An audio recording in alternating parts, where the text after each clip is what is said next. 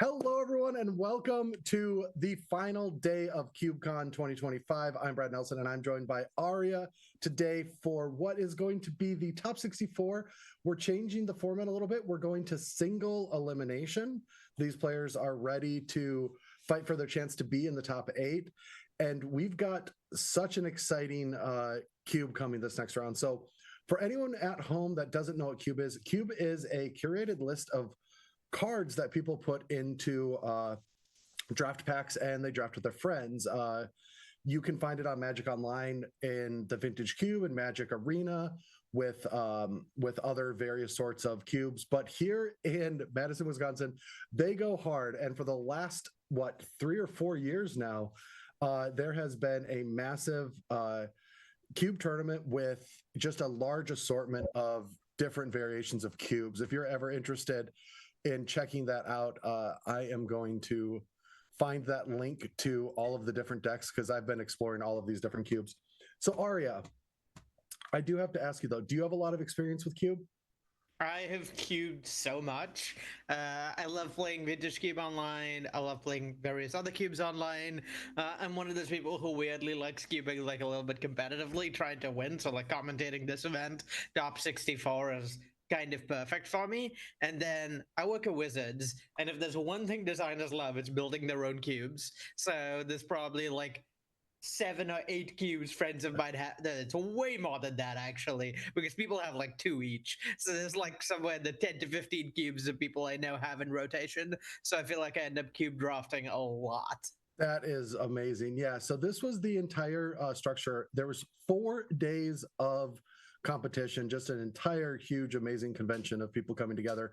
But we are down to that top 64 now. So there are going to be 8 different cubes for 64 players. And then the winner of each of those is going to go into that top 8 draft, which is the Vintage Cube, actually. So I am a little jealous not getting to do the Vintage Cube, but we're kind of close to that with this because we get to do what is called the Old Border Cube, which I've got enough gray in my beard now that I recognize a lot of these cards.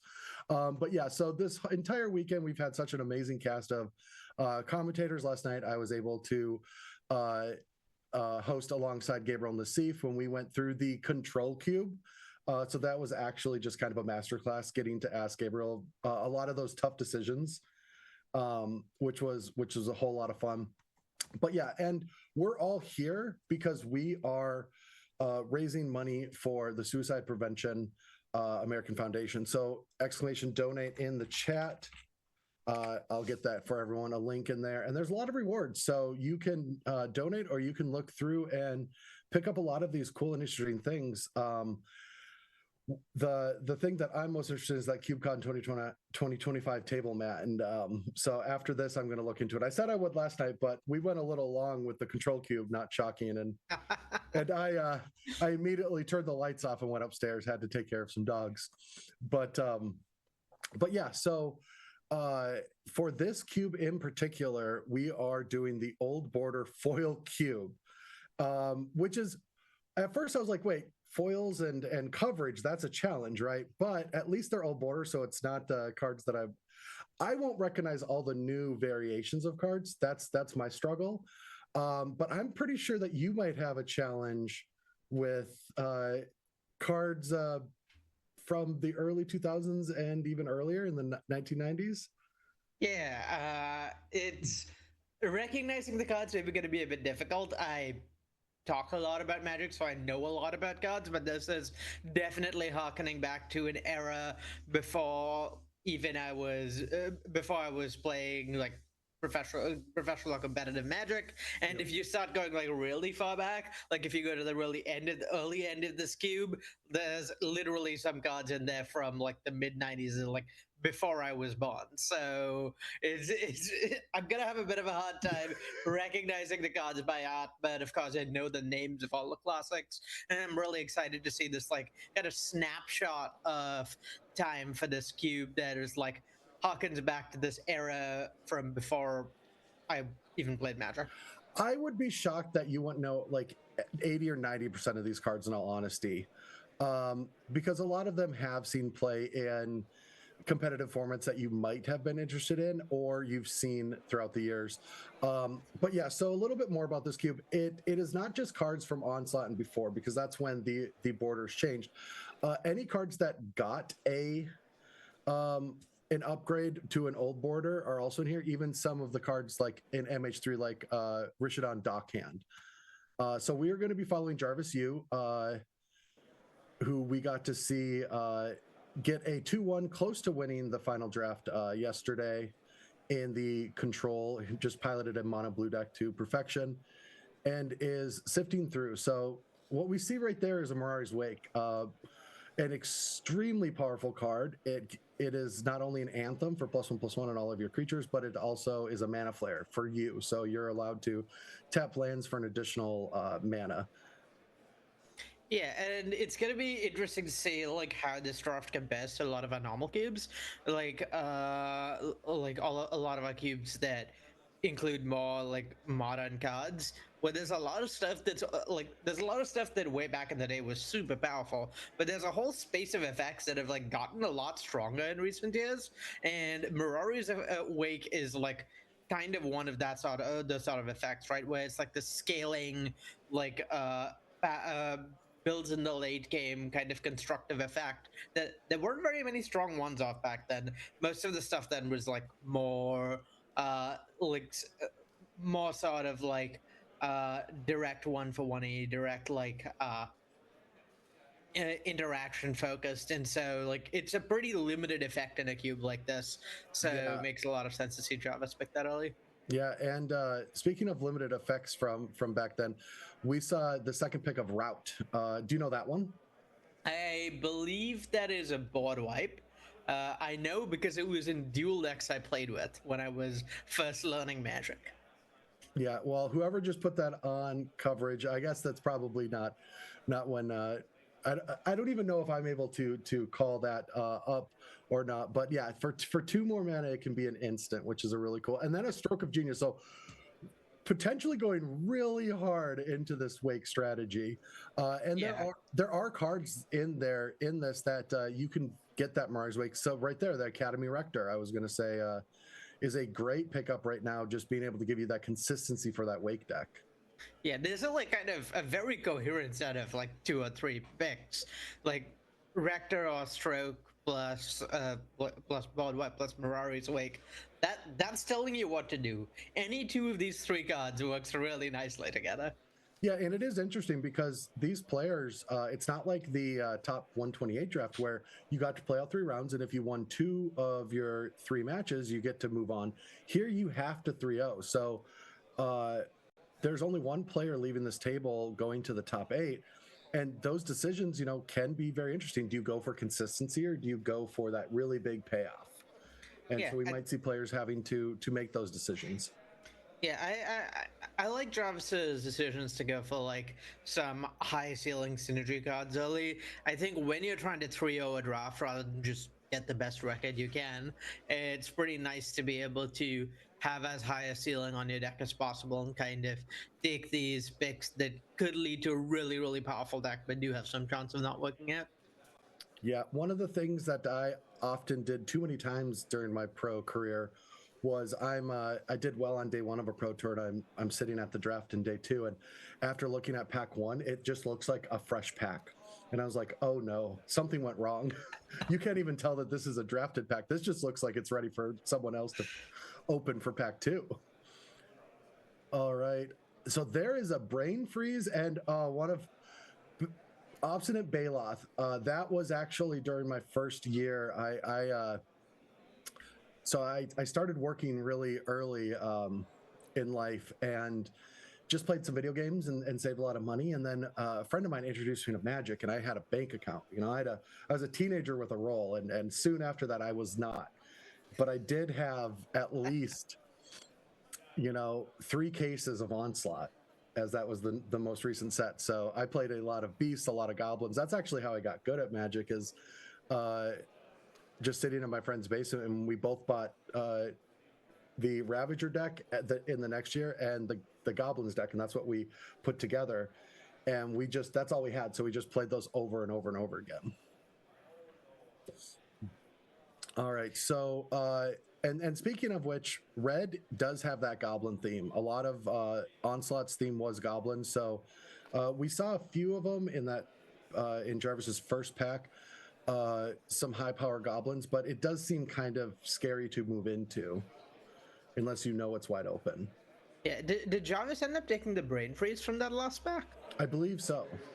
Yeah, that's another like high ceiling, low floor card to take at a point like this, where green white maybe not like the most stormy colors, but Mirari's Wick plays really nicely with trying to cast a bunch of spells in turn, particularly with effects like turnabout, things that untap your lands, which is some off, and yeah, the blue X Storm is very much a supported archetype in this game. So given that he has a Mirari's Wick, makes sense for Jarvis to try and move in, speculate a little bit on that, because that's the sort of card where it's not that strong independently, but picking up a copy of that might set you up for success later, and it's not a very replaceable effect for those decks. And it seems like this seems like a very cohesive cube, but there aren't cards like Reg Event. There aren't cards from the 20 years history of Magic. So games, I would say, probably will play out a little bit slower, and making that a lot stronger of a win condition. Yeah, the one of the biggest differences from like design much earlier in Magic versus design the last like 15ish years is creatures have gotten a lot more powerful. Like back in the day, wow, what a pick! Was Back in that the day, upheaval? creatures were like a pretty low part of the strength of Magic is mostly spells, and that's a big change and definitely affects the pace of games. Yeah. So was that upheaval? That was an upheaval, I think. Oh Even I'm yes. familiar with the old mod on that one. I've dropped in Vintage Cube enough times. Yeah, there's a few other times in this draft so far. So thinking about it, so going back to a few picks from the past, Academy Rector was taken, and there was a future site a while back that I would have almost wanted to take just because it's one of my favorite cards of all time. And there's a Croson Tusker. And I actually did play a lot of Mari's Wake and Croson Tusker and Momentary Peace, Cunning Wish. This was there's a Mirari control deck around this time, and I played a lot of that. Yeah. Jarvis has done really, really solid. Yes. Mirari's Wake and a way to fetch a wake is with Academy Rector already a good start. And then Upheaval is such a good, is so strong with Wake specifically. That yeah, I really like where Jarvis is at here. All right, so we have Aven, Mind Sensor, Opt, whatever that enchantment is that makes creatures, Sigil of the Empty Throne. That's another nice one from like early when I was playing early in my playing Magic. Yeah, that works pretty well with what Jarvis has going on. You know, Yes. yet another like a different axis of powerful enchantment. Yeah, but it looks like we're trying to go down that control path and less the full on Enchantress deck. Though there are Sense. though there are some upgrades from thanks to all of the wizards pandering to my generation of when I see a new card in an old border, I'm like, all right, well, that's the version I have to get. I have to upgrade. And we've got cards like Saram also in this. So you can still have that theme. Yeah, and somewhat like counterintuitively for like a older cubes and synergy is something I think we've worked on having much more limited environments recently. I'd say this is like one of the more synergistic cubes, both because synergy in this cube is fairly high. Like the archetypes are pretty coherent, the synergy is pretty coherent, but also just like without cards like Ragavan, without cards that are like these card advantage snowbally creatures, you just don't have as much room for more like good stuff value decks. You're kind of priced into playing these synergy decks, and so that like kind of forces players to engage with the synergy, which is something I really like. I'm a big fan of synergy decks over good stuff decks. So you have got me hooked when you say players are going to have to play synergy in a cube like this. Oh, what was that card again? I remember it. Is it Bale? It was a blue black card, right? Is that Baleful? I think it was blue white. Oh. I'm looking at the cube right now. I need to remember because I thought it was good. Yeah, it was Sky Hussar. Oh, I love this card. So flying, when Sky Hussar enters the battlefield, untap all creatures you control, but you can forecast, tap to untap white or blue creatures and reveal it from your hand and you draw a card. So it allows you to have some great shenanigans in the early game with any of your early drops. Yeah, and I mean, again, we talked about standard for creatures a little lower in this cube. Large flyer, it'll just kill you. Oh yeah. Well, I mean, one of the things that's great to pick up, just a way to make sure that getting a Ray of Revelation off the table from anyone else, knowing that your entire game plan might stay secure with less ways for other people to destroy your enchantments, having one for yourself. But another thing, when I think about the past of Magic compared to the present, I think about the truth of back in the day, Wizards printed a lot of don'ts. You're not going to play this land. You're not going to get this ability. You're not going to get this interaction. And recent, there's a lot of do's. And I like do's the way that I engage with Magic. Now I play a lot of Vintage Cube too. Like I just drafted before this because I got the time zones wrong, so I was ready an hour early. And I just drafted the mono white deck that just says you draw an extra card and you do this and you do this and you just get this snowball of card advantage. And I don't know, it still makes me happy. Yeah, a lot more constructive rather than destructive effects lately, as opposed to in this cube. But I mean, it's really nice to see the slice of Magic as it doesn't really exist anymore, isn't really played anymore. And you can bet Jarvis in particular is thrilled for this. Jarvis is someone who's like really into Magic's history and the way things used to be. He'll joke sometimes about him being the old man yelling at a cloud in the meme, and I'm sure he was thrilled to hear this was the cube he'd be drafting in top 64. Oh yeah, I would have loved to play this too because I do have such fond memories of cards like Tanglewire. Like, that is not the type of card that you make friends with in this day and age. And we see Jarvis's first pack. We've got Absorb. We've got what looks to be a very good blue-white control shell right now with a splash of that Mirari's Wake. And I really like what's going on here. The nice thing about Mirari's Wake is that like it bumps your creatures, it can be part of a more creature-focused strategy, but also most control decks like having 12 mana on turn 6, so you know. Oh yeah, untapping with this card, you just get to do whatever you want. Yeah, it's gonna be interesting. It's gonna be interesting to see whether Jarvis is able to pick up anything else that works with the Academy Rector to sort of like provide some sort of fork where this Rector can both get him a powerful threat and get him a mana engine, because currently it can only do the latter. All right, not the best pack for someone that's trying to go blue-eye control, but we do have a Grim Monolith, Circular Logic.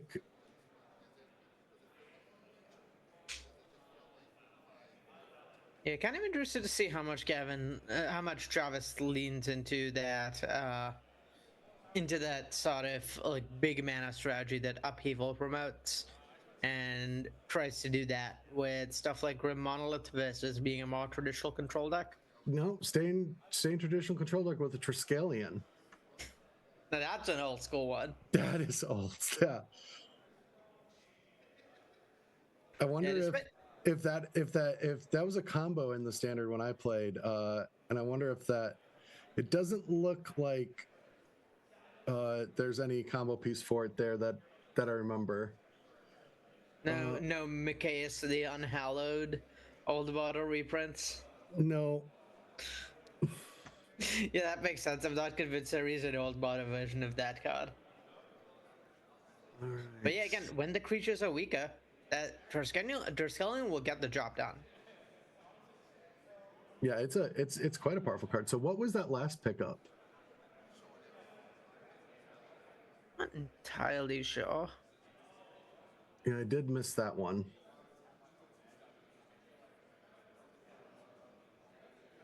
If only Jarvis was just angled a little bit further to the camera.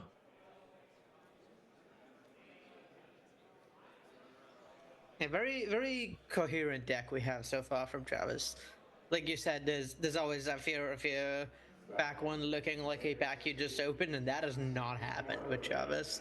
This is he has found a lane. Oh, hit a replenish, and even Jarvis had a little snap when he saw it. So for those who don't know what replenish does, it is a sorcery for 3 and a white that returns all enchantment cards from your graveyard to play. Yeah, replenish is called out as like a pretty strong part of the whole like package in this in these colors. Like the blue white green decks are called out as like having these controlling enchantment and like synergies, and specifically running replenish. So definitely a supported team for Jarvis to be doing in these colors, even if his deck isn't the best setup for it right now. Yeah, easy pickup here. Brushlands already has a strategy in place. Not a lot in the pack to worry about for hating or for the deck, so let's just get some fixing. I think it's really important when you have a 3-color deck to start aggressively prioritizing fixing to make sure your deck is functional. So yeah, I really like picking up the Brushland there. Particularly given how once one player's on a 3-color deck, they kind of skew a lot of the draft board around them. Like, say I'm to your right and I'm picking 3 colors. There's going to be like slightly shallower. All 3 of those colors are going to be slightly shallower. So if you're any of those, you're kind of incentivized to go into another color as well. So it can have this sort of cascading effect on the draft, depending on the sort of cards you're taking and how many people are trying to do this. So I like evaluating that fixing is really important in a spot like this. Yeah, well, what we saw picked up right now, oh, that's also one of my favorites, is a Battle Screech, also to go with that Sky Hazard. But we did take a card that we have to take, which is Treachery. Just an unbelievably powerful card. Yeah. It is, 3 and a blue, still something, and get my lands back. Yeah, it's basically a free mind control. Sometimes it's stuff like Mirari's Wake. It's more than a free mind control. It's a mind control plus a ritual. And this is like this has got to be one of like the power outliers in this cube, right? Like in Treachery has historically been one of the more powerful cards in Vintage Cube. So certainly in a cube that is like much more restrictive in the space of what it has, Treachery only gets stronger, particularly with all these effects it synergizes with untapping lands, stuff like Academy, Rector. So yeah, really nice pickup for Travis. And another huge pickup there was that Tundra. Found that Tundra, found that dual land. So now any fetch land that is either blue or white will be able to find both colors, both base colors. And is that a powder keg and a Mind Stone? Yeah, powder keg is one that's from before my time, so I can't say I'm familiar, but I know what Mind Stone does. Oh, powder keg is it is the engineered explosive of days past. It is 2 colorless. At the beginning of your upkeep, you may put a fuse counter on powder keg, and then you can tap sack and destroy everything with that many powder kegs on it. I see.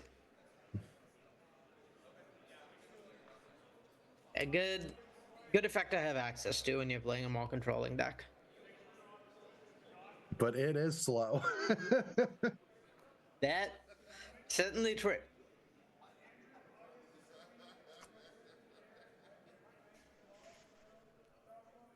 Yeah, I think the thing Jarvis kind of wants to see here is maybe like a way to win the game. I hear good things about those. Well, we do have the Brainstorm. Or not the Brainstorm, the Brain Freeze. Yeah, I don't think his deck is like great at enabling it so far, but if he gets some better setup, that could definitely do something. Maybe something like a Palinchron, or like some other way to just like get a bunch of cost triggers in the same turn, particularly with Mirari's Wake Up. Was that a sad robot pickup in Solemn Simulacrum? Oh, that's such a nice one for Jarvis's deck. That's just a nice one in general. That's just I have played too many Solemn Simulacrums in my day. I started getting into Commander, and I watched a video, and someone's like, "These are the cards you shouldn't play," and they put Solemn on. I'm like, "All right, I'm exiting. I'm not listening to you anymore." That's going in every single deck forever. It's just one of my favorite cards of all time. Yeah, I mean, Solemn is so flexible, right? It's kind of been like it's kind of lost out in on rate over the last few years, where there's just more efficient colored options for most colors, but we're not in the last few years, No. so perfect pickup here. I mean, back in the day, it was just this card is fantastic in like almost every deck, and Travis is like certainly no exception. Yeah, this is a very exciting pickup. This getting a bit of fixing, a little bit more consistency, and got that Scalding Tarn to come back from that first pack. He was waffling on that for the early pick, and now with the Tundra, that just makes the deck even a little bit more consistent. Yeah, that mana consistency really valuable in the deck like this. I do want to call out that so far I spoke a little bit about Jarvis, how Jarvis wins the game, getting a win condition. That's not technically necessary because in addition to the duels, there is a one card in this cube that breaks the multiples rule, and it's Gaia's Blessing to specifically make like a win condition less control a more viable option. I believe somewhere in this cube there is a card that is Gaia's Blessing that when you draft it, you get two copies of it instead of just one. The one break to the singleton rule. And I'm somewhat curious whether Jarvis will end up in a deck that tries to kind of win with that and upheaval and route and not really bothering to, actually kill your opponent, letting Did decking he do that pick that instead. up? Uh, I think he might have, I'm not sure. I'm not super familiar with what the art looks like. If I had to guess, that was a quick deep analysis pick. Another nice one. Yeah, just very coherent control strategy. I think Jarvis is like a little light on interaction to go with the card draw. Like we've seen a few different card draw spells. We have Route as a really powerful piece of interaction, but not much beyond that. So very much what he'll be looking for from. It is so sad to see a Battle Screech go that late. It pains me. Yeah, that card's no joke. No, it is not. I've played with it against it in Pauper. I've played with it against it in various cubes and limited environments. One of my favorite MH1 cards. So MH1, I think that's the set. Yes, yeah. It is, and that's a testament to how good it was back then as well. Yeah, it's good enough to like hold up to modern heuristics for creature generation. So it certainly seems extremely powerful when you get an older format like this. Yeah, and actually, one of the last cards I just want to make a shout out to Days Past. There's a Mutilate in the packs, and I don't know if you know what Mutilate does. It's a board wipe for swamps. All creatures get -1/-1 equal to the number of swamps. But I remember when I saw that card in the first year that I was playing, I was like, this is the game for me. It was just like the horror elements, just getting to see all the different art. And that was the card that really showed me what Magic actually can be, from not just the game mechanics, but from the actual lore and aesthetics of it. Yeah, a lot of this old school art does a really good job capturing the various, no, not just one vision, but like the various axes of Magic art and flavor. Unfortunately, while Travis would love a board wipe, I don't think Mutilate is gonna cut it in this deck. Oh, it will not. No, there's really just Wrath of God left as great board wipes, but there's also a lot of great enchantments that can also protect you. Picking up things like Solitary Confinement and strategies to build around that. Yeah, I'm not sure what Jarvis's like efficient 1-for-1 interaction looks like at this point that he could pick up. But that's kind of another thing he wants. Just like counter magic removal spells would be nice. I think he passed a Mystic Snake in pack 1 that didn't wheel, so it's probably someone at least in those colors. All right, Exalted Angel. There's that Saram and a Rishadan Port. So Exalted Angel was in those OG decks. It does feel like if you don't need to interact with some of the smaller creatures hitting you, maybe thinking about Grizzly Fate. 3 colors, double green, make 2 bears, but if you have Threshold, it's 4 instead, and the card also has flashback. That's a lot of bears. Yeah, taking Exalted Angel, that was that card was an all-star back in the day.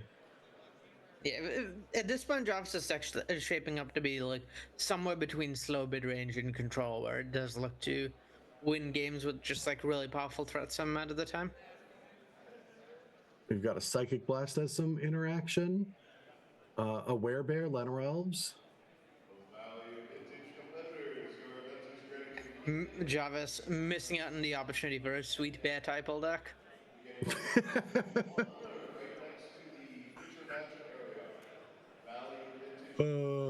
What even what would help you with those bears? I guess we have a Kamal Fist of Krosa.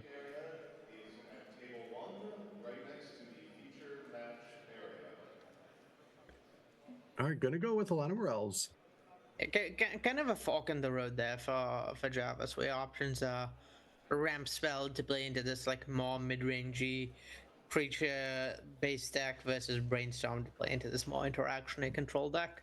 There's an Opalescence and an Enlightened Tutor and an Adakar Waste. Oh, this is the tough one.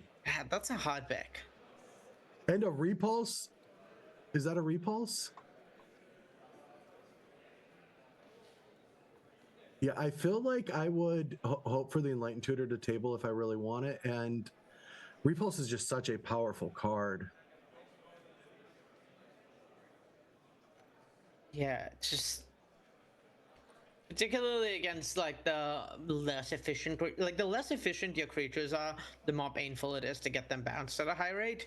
So bouncing these like 4, 5, 6 drops that don't have like a ton of enters effect, or bouncing some tokens the cards make, a really powerful way can like sort of swing games. So like that pickup for Jarvis. Also, we mentioned a little interaction is helping with that a little bit.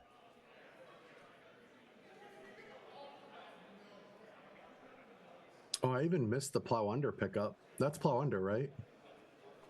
It might be. Gosh, that's one of the cards that, like, I remember sort of getting me into Cube, like seeing Vintage Cube and seeing, oh, you can double Stone Rain your opponent on like turn 3. Okay, this is the format for me. I don't get to do this normally. I do feel like cards like Plow Under are that fork in the road. It's like, you now work at Wizards because you didn't say, I don't want to do that. I'll just stick to my casual, like my casual games. I'm not going to play with this card. Yeah, it's a pretty prime example of the difference between for me between having my designer hat on versus having my player hat on. I know the things that I like are not necessarily the best for the game. All right, so Seal of Primordium, Achroma, Wild Growth. Or that's Seal of Cleansing. Seal of Primordia is the green one, but same card, time shifted.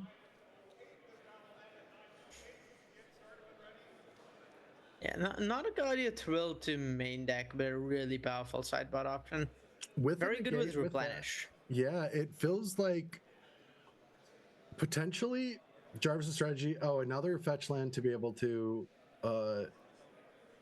maximize that Tundra. Yeah, notably, none of Jarvis's fetch lands can get green mana, which is a little awkward.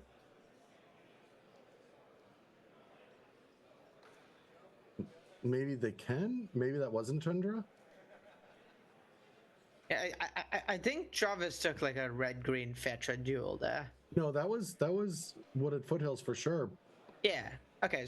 But I'm just wondering if there is if it wasn't Tundra, it was actually Savannah that he picked up. Ooh, Wall of Blossoms. And I think that's an Enchantress's presence. It is.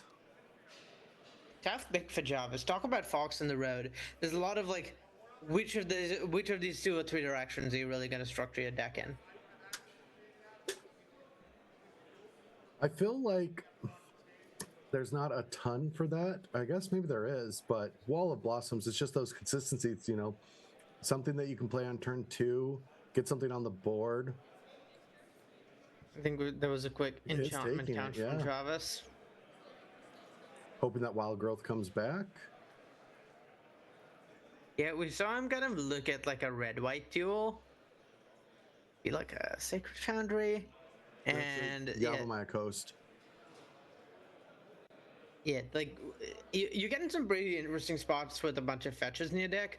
But even if you don't have a direct on-color duel, if you assuming that card that Jarvis took earlier was a Tundra, weirdly Sacred Foundry is good in his deck because it lets his Wooded Foothills fetch white. Yeah. All right, Mana Leak, a little cheap interaction. Another card that has nice pickup for Jarvis. Yeah, that has tested time. Yeah, there's such a reason we're not printing one monocolor Mana Leak into standard, and that's not because it's too weak. Yeah. Yeah, there's been a lot of different counter spells with a twist on has to pay 2 and maybe something else is a part of it. Makes a lot of sense. All right, Clone is the pickup. Probably, I don't know if you play that in the main deck. Yeah, maybe. It kind of depends what you expect the creature suite from your opponents to be like. Certainly, I don't think Jarvis's deck is like super exciting to copy stuff from. There's only a few powerful threats, but if you expect your opponents to be running a bunch of like big dumb creatures, then Clone is kind of a pretty good card to help win those games. Yeah, it does seem like Jarvis has prioritized enchantment and artifact removal. And I'm just taking a look through the cube because I'm wondering, there are definitely cards that, by taking them, the 7 players can't use them against Jarvis, and you do have to win the draft pod, right? I believe there's a little bit more coming through. All right. So Brainstorm comes back, and we do have 2 fetch lands. Yeah, Brainstorm looking even nicer with the fetches for sure. I think the last time we saw Jarvis had like 1 fetch maybe, but yeah, 2nd fetch does a lot.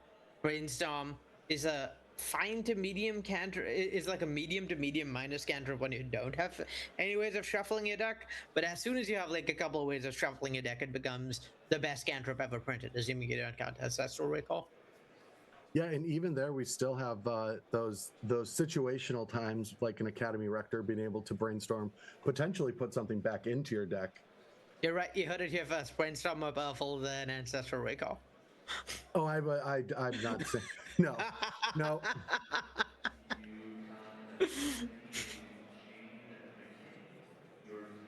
right, there is that Solitary Confinement.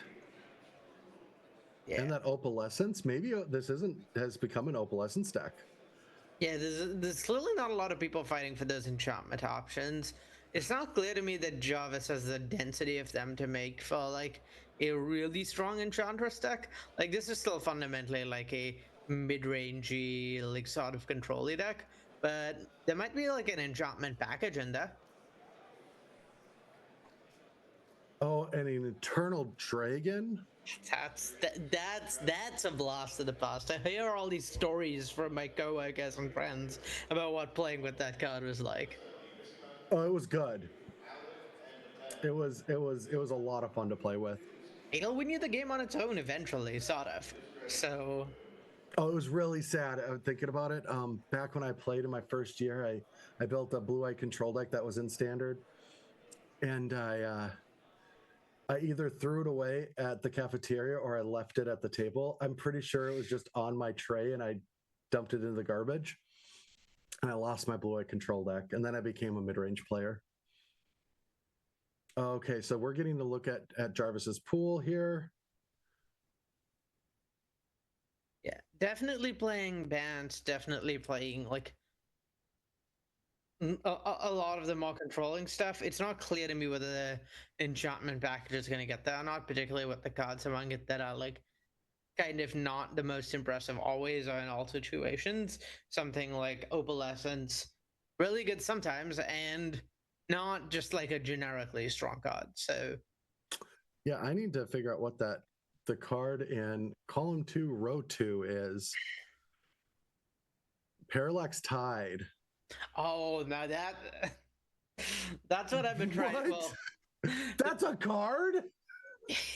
Yep. What? I I kept being sad that Parallax Dinos never read Cube what Parallax Wave was. Yeah, okay. Yeah, let's put Armageddon back in too. Why don't we? And get that plow under.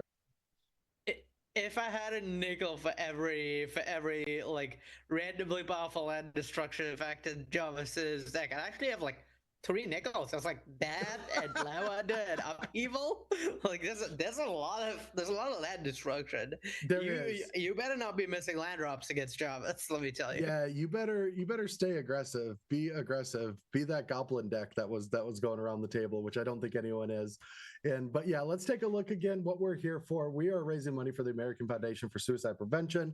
And that's what we've been doing all week long. So please take a look here. I'll get the link in chat for you. You can look through all the cool rewards that you can pick up. But with that, I think we are going to be taking a short break before we get to round 1. And so let's take a short break, and we'll be back hopefully watching Jarvis with this Mirari's Weight Control deck, which is a complete blast of the past, exactly when I started Magic. I can't wait to see what happens. Hey, what's up, y'all? My name is Harrison, also known as Is It Skill. I'm from Milwaukee, Wisconsin, and I'm excited to tell you about my Epic Experiment Cube that'll be at this year's CubeCon. This is a splashy Spellslinger environment where each drafter starts their draft with 2 copies of Epic Experiment. Their inclusion in your deck is optional, but it is encouraged, and it's supported by a unique density of instants, sorceries, and premium mana fixing. There's a color-skewed cube that leans towards red, blue, and green, but there are plenty of powerful white and black cards to pull you into those colors. Now let me tell you about some of my favorite archetypes that you might see. Okay, for archetypes, we have your classic burn deck, a package that I like to call Spelltwine Reanimator, Go Wide Token Aggro, your classic Control Shell, Go Tall tokens with Populate, Domain Ramp, Flashback Synergies, and Self-Mill Deck Looping featuring Laboratory Maniac.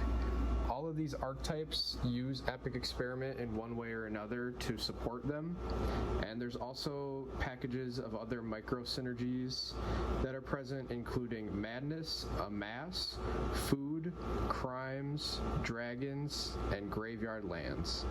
So what is the modular cube? Well, it's all about the modular ability. No, that's a lie.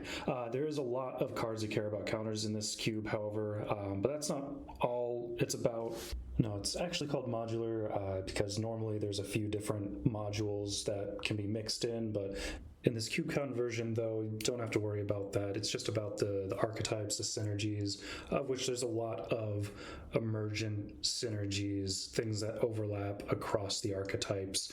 Lots of cards, both familiar and unfamiliar, that you can mash together into something new, hopefully. Yeah, here you'll see things like slivers, both the old ones and the new ones. You'll even see them in duplicates and across all 5 colors. You'll see some pretty big power outliers, but recontextualized in a way that they won't run away with the game. You'll see a few of the weaker conspiracies and several alternate win conditions. You'll find that removal is good, but it's not great. The multicolored cards should all be fairly obvious signposts that'll pull you in a specific direction. And you will notice that the mana fixing is asymmetrical. You will see different lands in each color pairs. And if you 3-0 the modular cube, please sign a basic. I hope you enjoy. Hi, I'm Andrew Dorsey, creator of the Red Terror Cube, and I want to give you a brief rundown of what it's about. First, it's not a mono red cube. It is a red aligned guilds versus Zorius cube. So, Boros, Izzet, Gruul, and Rakdos all got together and decided to try to beat up Azorius, with a little bit of a mono red sprinkled in. So, what is red? Red is basically everything. It can do almost every role, but I think the important part is that it's not going to be the 1-drop creatures 2/1s. It has more of a haste style, burn, adding damage, doubling damage to inflame tyrant sort of situation. that's what it's going to be. It's more of a tempo-y-ish red. One of the goals for this cube overall is to have a lot of back and forth, have a lot of creatures in the graveyard, no board stalls is one of the guiding lights for my creation. Boros is going to be equipment. It's not going to have any of the busted ones like Batter Skull or Cauldron Complete. It does have the Sword of Cauldron, which is my favorite, and it can do a lot. I've been trying to work on it. It has a lot of the for Mirrodin cards, and it's kind of equipment value.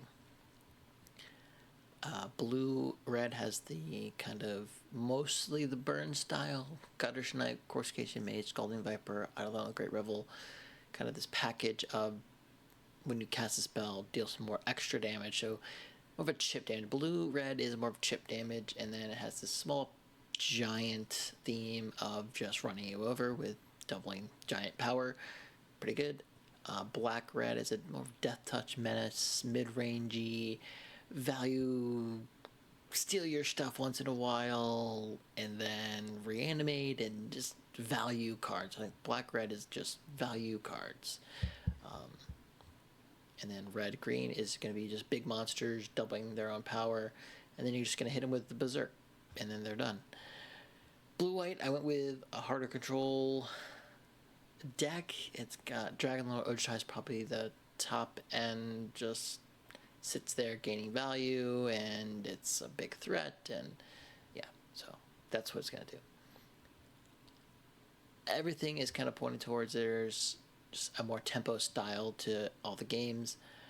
There's a couple combos, all be one with the Red Terror, and dealing any damage with the red source is just infinite damage. I wanted red to have the biggest powered creature, so Infinity Elemental it is. I threw in Fling. There's some other kind of combo-y cards, but these are kind of 4 one-turn kill combos. You get them, then you win. I like combos, so there you go. I hope you guys, everyone that wants to play, enjoys themselves. So see you there. Hi, CubeCon. My name's Brian. Hello, everyone. We are back for round 1. I'm Brad Nelson. I'm joined by Arya, all the way from coast to coast. I'm on the east, you're on the west, and you're up very early for this top 64 of CubeCon. Yeah, it was. I will admit that I got less sleep than I normally like to, but oh my god, has it been worth it? I love Gaussian Cube. That is amazing. Yeah. So we are about to get into Jarvis's match, but before that, we want to throw up the American Foundation for Suicide Prevention. What we're all here for, we are getting donations for suicide prevention. You can check chat here. I will throw that link in.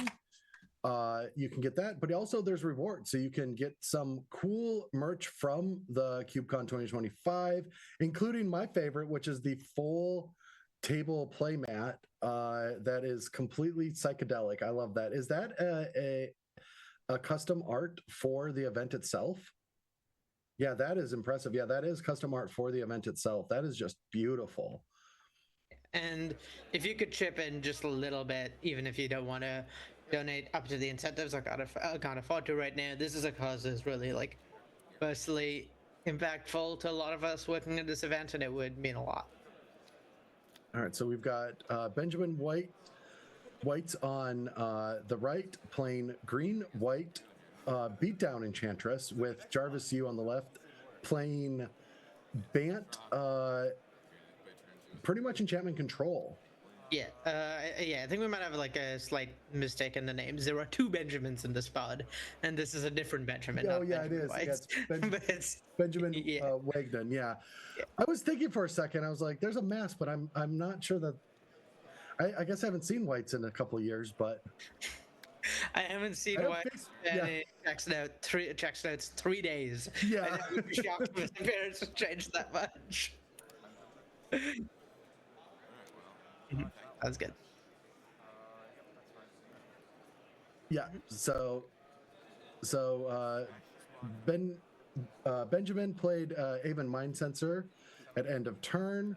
That's going to stop any search shenanigans or make Jarvis need to be lucky. But luckily, Jarvis got that rampant growth down early.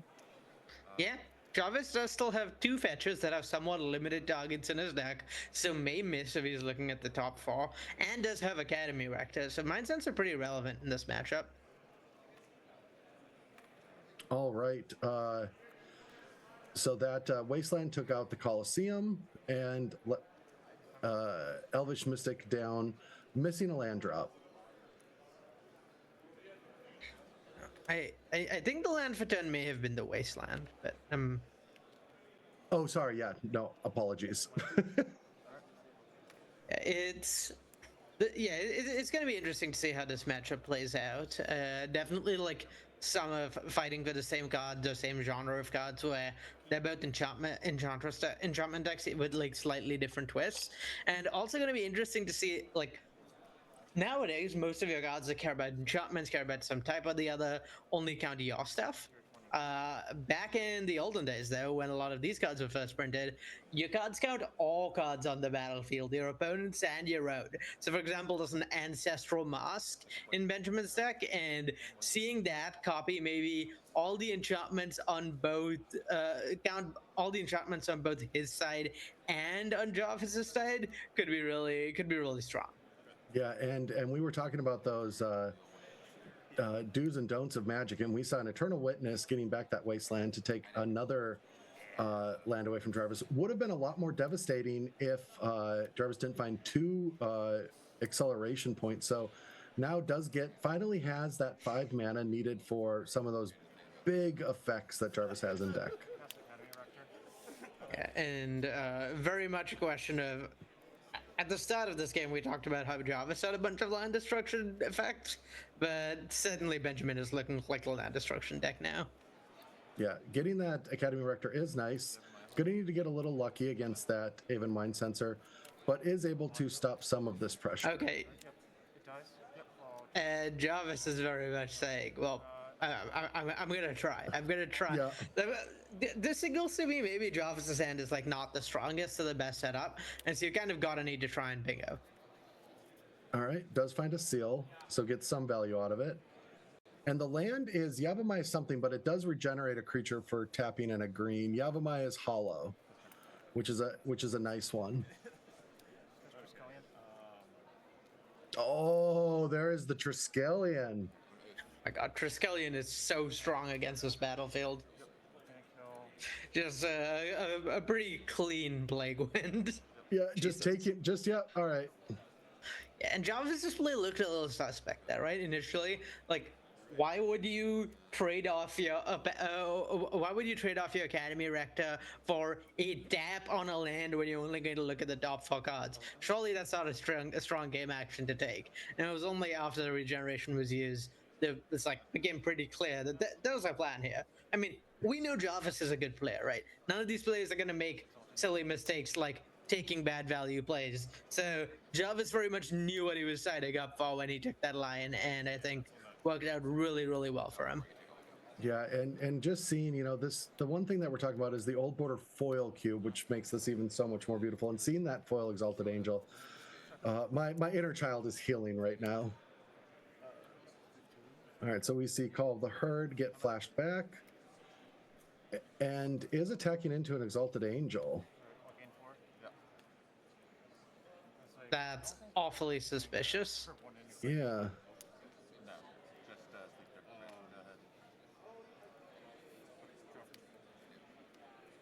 Yeah, kind of don't have access to like the full list for Benjamin's deck, and I'm somewhat curious to see like what the reasoning is there, what like is playing around or playing into, because I mean, it could all be these that players didn't get here by being bad at Magic. So no, but the other thing is, it's very hard to race an Exalted Angel, and so maybe you're saying, hey, I just have to hope that Jarvis thinks that I have a pump spell and this is worth. Oh yeah, that might make sense. Just going for something of a bluff attack. Yeah, just having to do a bluff attack, just hoping. But I think, I don't think there is any pump spells in green that would have done anything there. And this is. Yeah. I mean, that makes sense. This is reminiscent of how Magic was for me 20 years ago. Exalted Angel starts attacking. There was a lot of games where I won by just playing it a morph on turn 3 and flipping it up on turn 4 and just winning the game. Yeah, I've heard a lot about Exalted Angel and how it took over games, and I'm starting to see why. Just for Yes. Flying Lifelink is tough to beat. Yeah, actually, while the players are looking through and sideboarding, I'll tell a fun story. So this was back in my first month of playing Magic. Oh no, it's going too fast. All right, we'll have to hold off on it. I hope it's your game. All right. Ben starts off with the planes, and Jarvis is getting that ramp action. That's the problem. See, I always have a problem. So it wasn't a Wooded Foothills; it was a Stomping Grounds that was picked up. I see. It's hard to tell with the red green. Yeah. Suntel Hawk on the other side. I think that's Suntel Hawk. Yes. Okay, so that Stomping Grounds actually makes Jarvis's meta look even better than we thought it was before, because that's fully just 3 different colors that Scalding Taunt can get. The red toss lets it get Stomping Ground, and then there's already a Tundra, so that's just, this is a land of any color now, which is really powerful. Yeah, I'm gonna make a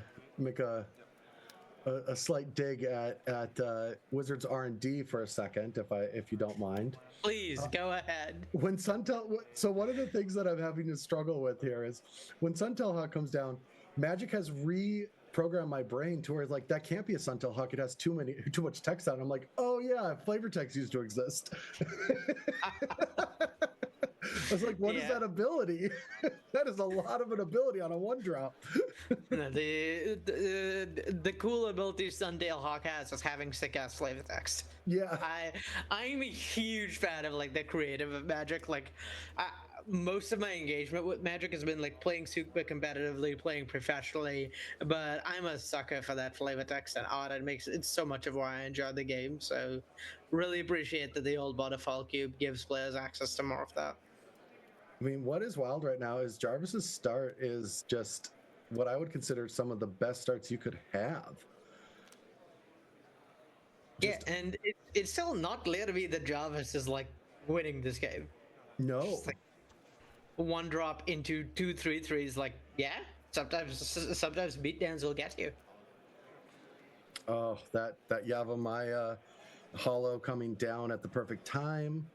Yeah, just the perfect card. That's a Triskelion in play, right, for Jarvis? Yes, and we are not playing old school damage on the stack, I'm assuming. So this does make sense though, because now when this targets now, oh yeah, it's just a 4/4. So yeah, that does work, and then can use the counters next turn if wanting.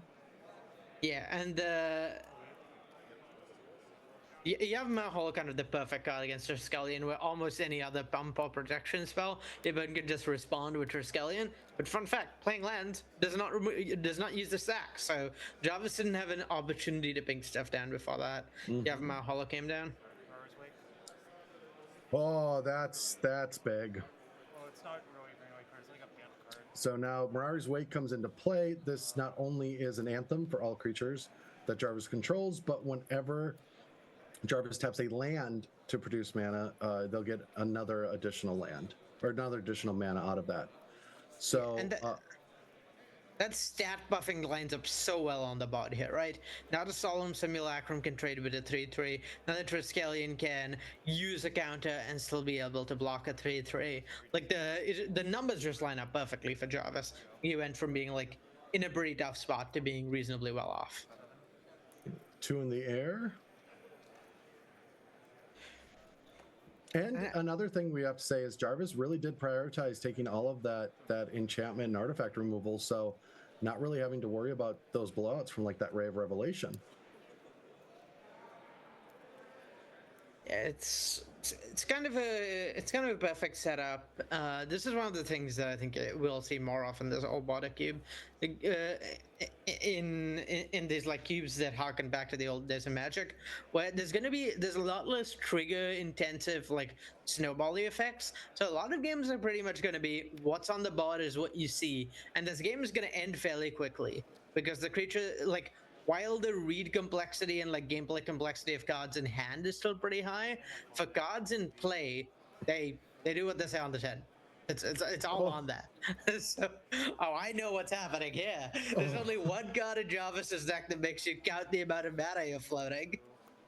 Oh, this is interesting. This has got to be upheaval, right? No, it is just. Oh yeah, it's treachery. Okay, it's treachery means you don't really need the upheaval. I can't imagine Jarvis uses all this mana unless it's treachery into upheaval. Oh, just getting that Eternal Dragon into play. Classic treachery out of Suntail Hawk moment. And with that little shuffle, I saw Absorb as well. So this is just locked up. Yeah, this game looks really over then.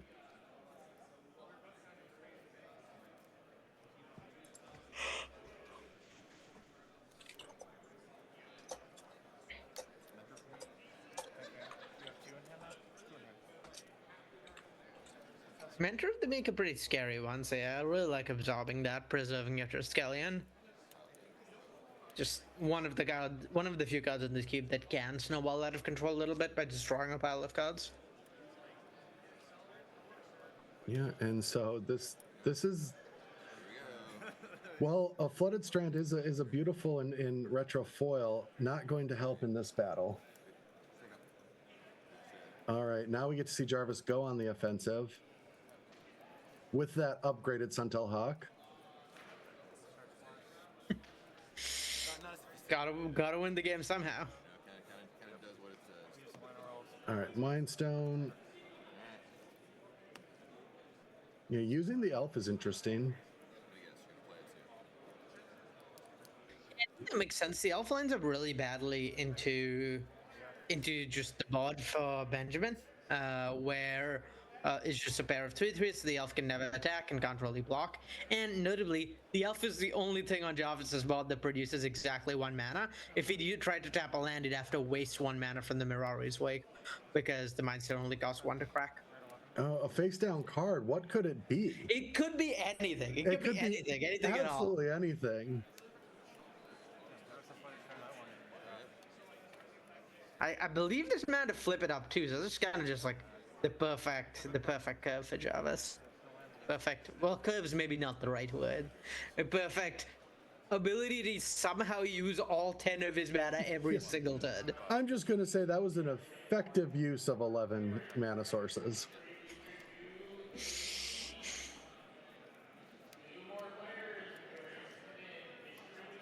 Yeah, in Benjamin's seat, you got to be thinking, how am I winning this game? Like, what are my outs? Because I don't even think it's that. It's how do I not lose next turn? That's a start. That is definitely a start. Parallax Wave hits the board, trigger for Argothian Enchantress, drawing a card, now being able to interact with some of these flyers. Yeah, I think that answers the question. The way this game is on is Parallax Wave buys time, and then you kind of draw out of it with the Enchantress. No Seal of Cleansing type effects of Benjamin's own. So there's not going to be any of the kind of nasty activate Parallax Wave like a bunch of times, target your board, and then destroy it in response to your stuff is gone forever.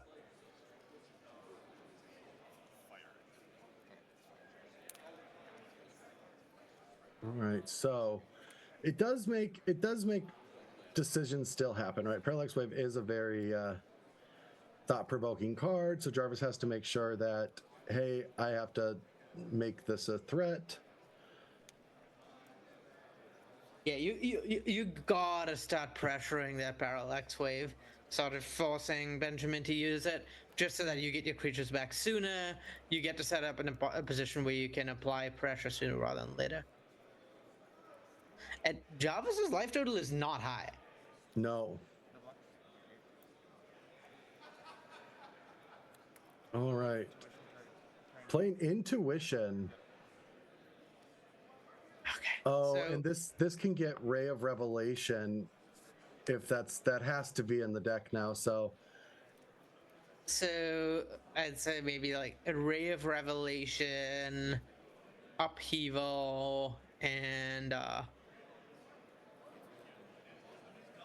Route maybe. I mean maybe. I think anything really just gets the job done here. Just any good stuff. Just being able to have that Ray of Revelation, if Jarvis boarded it in. Yeah. Nope, not there. What is that blue card? I think it's Repulse. Is it Collective Restraint? It is Collective Restraint and Repulse.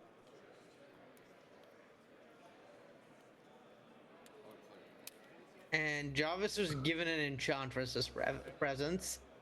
Yeah, so maybe Jarvis has, because it's got that. Yeah, there's there's that Opalescence. That Parallax Wave is not long for this world.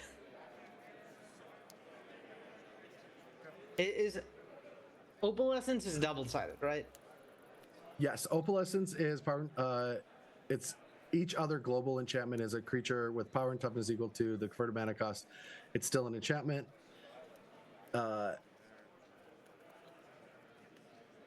And so it's still going to be difficult to do much to it right now, but just a huge board of creatures now that Mirari's Wake is active, and they all get +1/+1. Yeah, unfortunately, the Draskelion is 1 point short of actually being able to kill that Parallax Wave. But it does mean no attacks with it, really. Yeah, it's just it's holding these elephants back.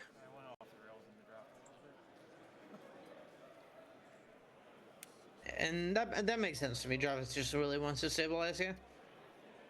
Wait, what happens? What happens if you wave itself?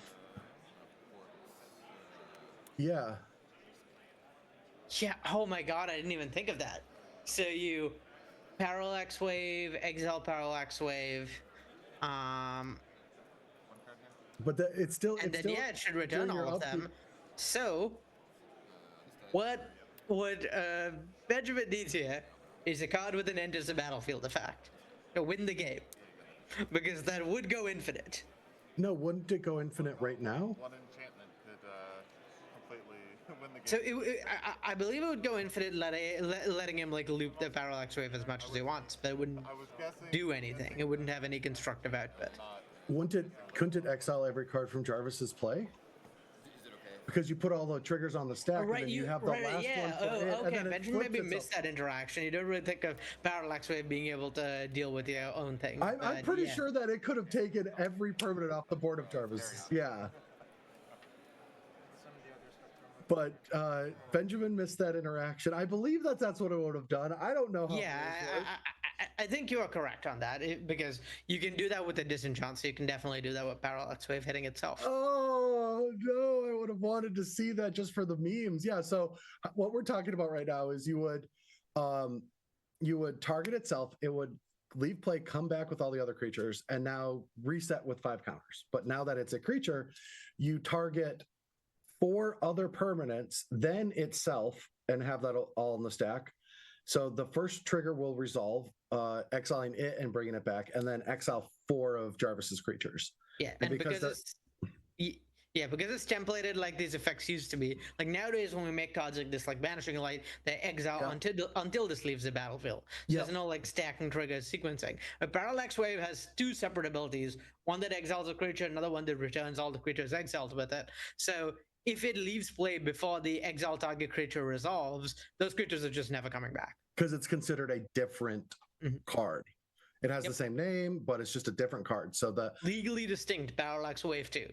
Yes, and so that could have gotten every permanent, eventually targeting the Opalescence at the end and flipping itself. So the board would have reset with a Parallax Wave at 5 with Jarvis having nothing, but did not see it. That would have been fun to watch. But anyway, we move on, and we are going to once again be showing you the CubeCon 2025. The reason why we're doing this, we are raising money for the American Foundation for Suicide Prevention. It's a wonderful cause, and if you have any ability to donate for this, please do so, and look at all the rewards that we have. But we are moving to a break. Thank you, Arya, for the first of what hopefully we're going to get to see 4 additional matches in this cube. I can't wait. We're going to take a quick break, and then we'll be back for another match in round 1. Hey, what's up, y'all? My name is Harrison, also known as Is It Skill. I'm from Milwaukee, Wisconsin, and I'm excited to tell you about my epic experiment cube that'll be at this year's CubeCon. This is a splashy Spellslinger environment where each drafter starts their draft with 2 copies of Epic Experiment. Their inclusion in your deck is optional, but it is encouraged, and it's supported by a unique density of instants, sorceries, and premium mana fixing.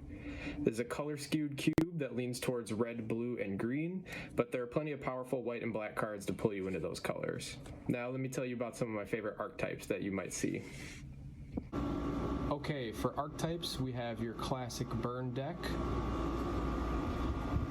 a package that I like to call Spelltwine Reanimator,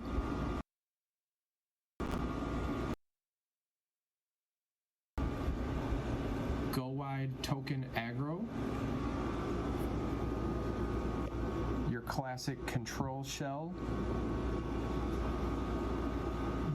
Go Tall Tokens with Populate, Domain Ramp, Flashback Synergies, and Self-Mill deck looping featuring Laboratory Maniac. All of these archetypes use Epic Experiment in one way or another to support them, and there's also packages of other micro synergies that are present, including Madness, Amass, Food, Crimes, Dragons, and Graveyard Lands.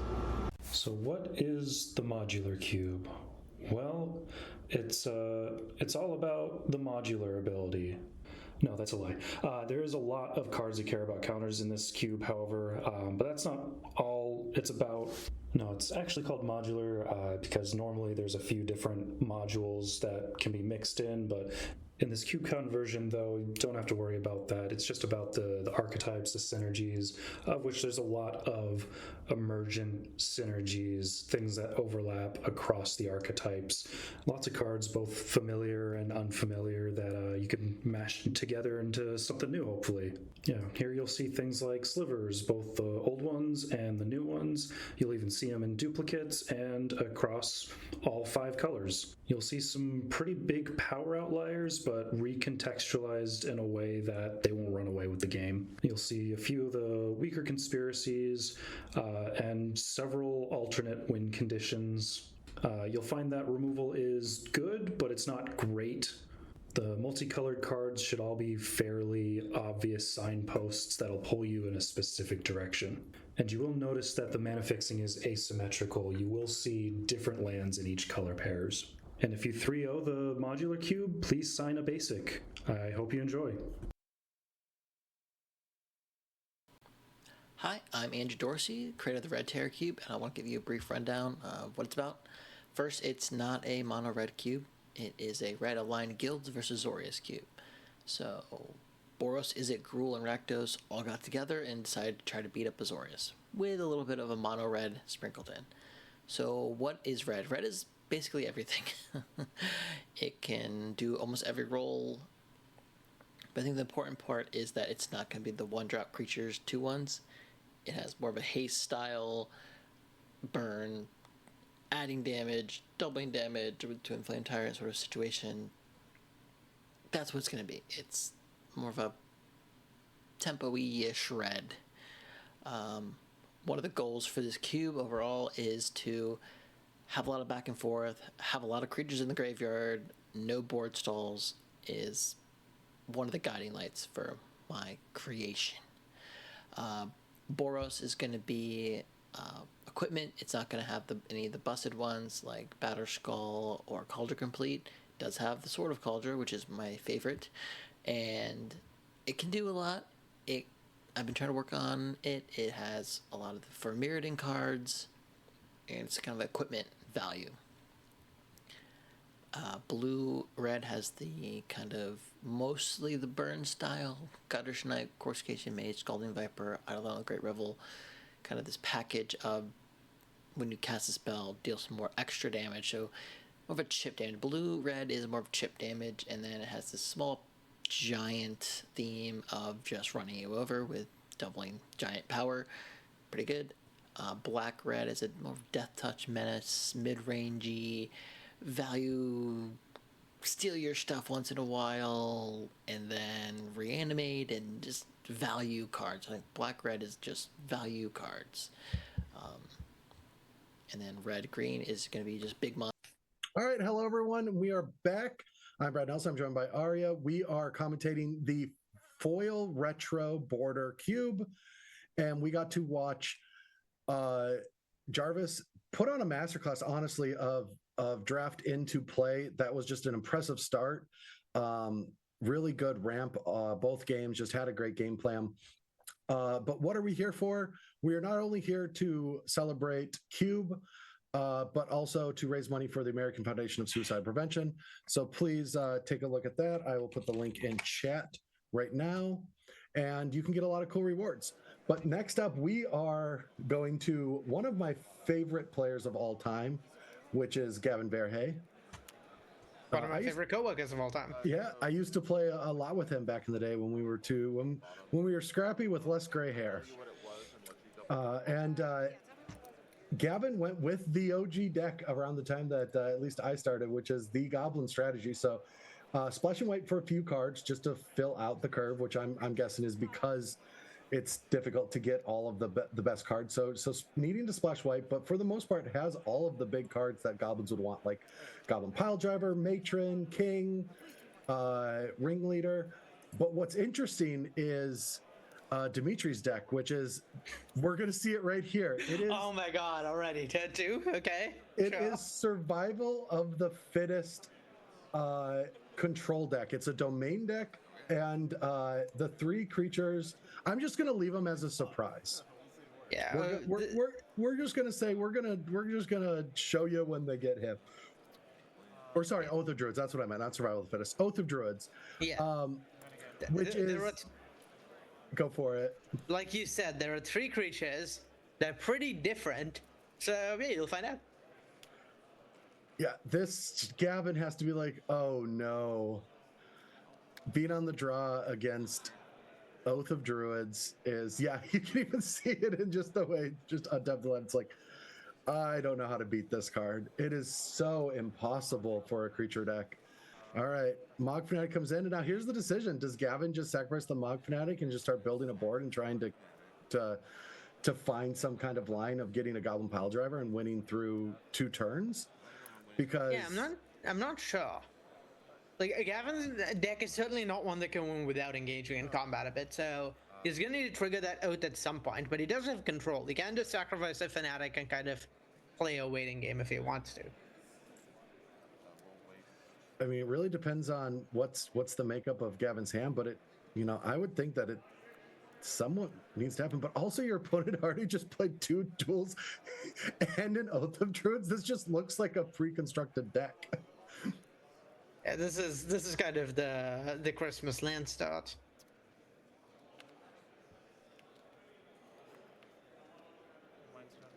Yeah, I can see why Gavin is in the tank here. Yeah, debating on whether to sack that Mog Fanatic and not going to. It makes sense. I mean, you gotta win somehow. You gotta stick on the board because you're gonna need to trigger it at some point. And Visitor of the Dread. This is a 5/5 for 6 mana that has flying and says tap, destroy target creature. That's it. Just tap, kill something every turn. Chat, would you all believe that this is the weakest of the 3 creatures against Gavin's deck at least? Yeah, it truly is. Now the question is, does the Mog Fanatic get sacrificed on Dimitri's end step? Yeah, and to get an Oath trigger of his own. And that's what we are seeing. All right, so Fear Vortex into. I actually don't know that card. Is that yeah? It might be old art for Piledriver. I can't tell.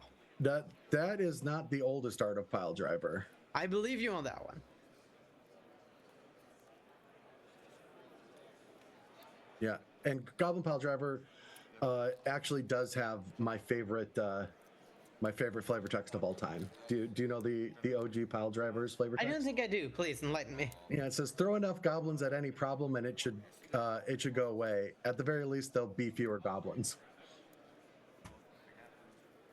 All right, so Rishinaport and just having to say go as the aggressor, staring down a Viscera that gets to start attacking you is. You can tell it's bad news when the Viscera starts attacking rather than tapping to kill your creatures. All right, so it was a goblin. Was it Goblin Pyromancer? Yes, it was. When it comes into play, all your goblins get +3/+0 until end of turn. At the end of turn, destroy all goblins. So. Not ideal. And now,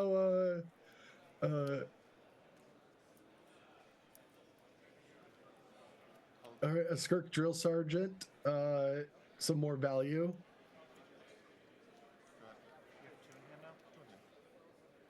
Yeah, and the question Gavin's got to be thinking of is, okay, how do I win from here? Like, what is the sequence of turns where I manage to get there? I think it involves applying as much pressure as possible and trying to deck Dimitri with the Oath of Druids after hopefully he has been on the back foot. I would not say it is a good plan, but it certainly seems like the only one. No, that does make sense. Just saying, hey, maybe I'll be able to deck my opponent. Yeah, and maybe Gavin thinks that he can. Oh boy. Yep. Never mind. And would you believe that is also the worst option of two? I believe that is the second best of the remaining two options in Gavin's deck. Oh, all right. 5 more in. Gavin drops to 10.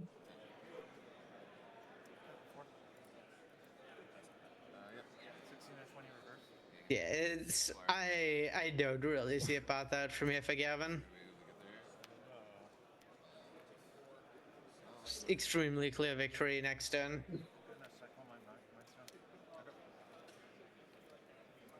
All right. What could possibly happen? If Goblin War Chief was in Gavin's deck, then possibly with no interaction, but sadly did not pick that one up. That would have been a necessity. Yeah, I think going wide was probably how Gavin wins here. So not looking great for him that he doesn't have that much range to do so. Yeah, yeah. I was like, rather okay. Okay.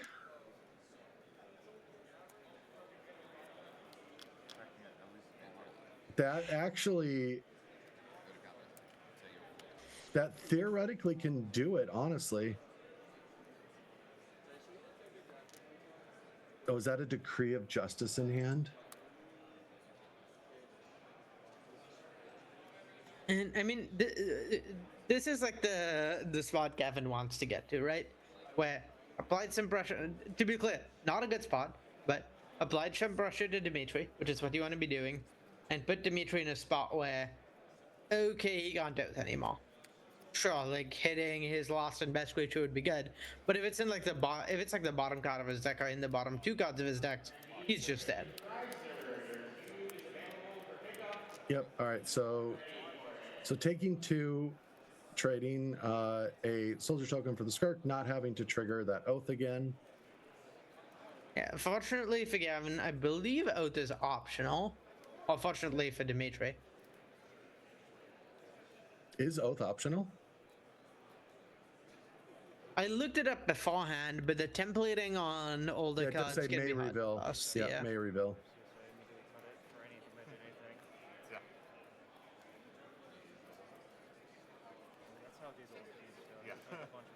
All right. Again, just absolutely terrifying to see the token attack. I didn't draw it. I mean, my hand was like pretty good if I hit my 6 mana source. All right, Wooded Foothills. Now, Dimitri, with some interaction, might feel safe.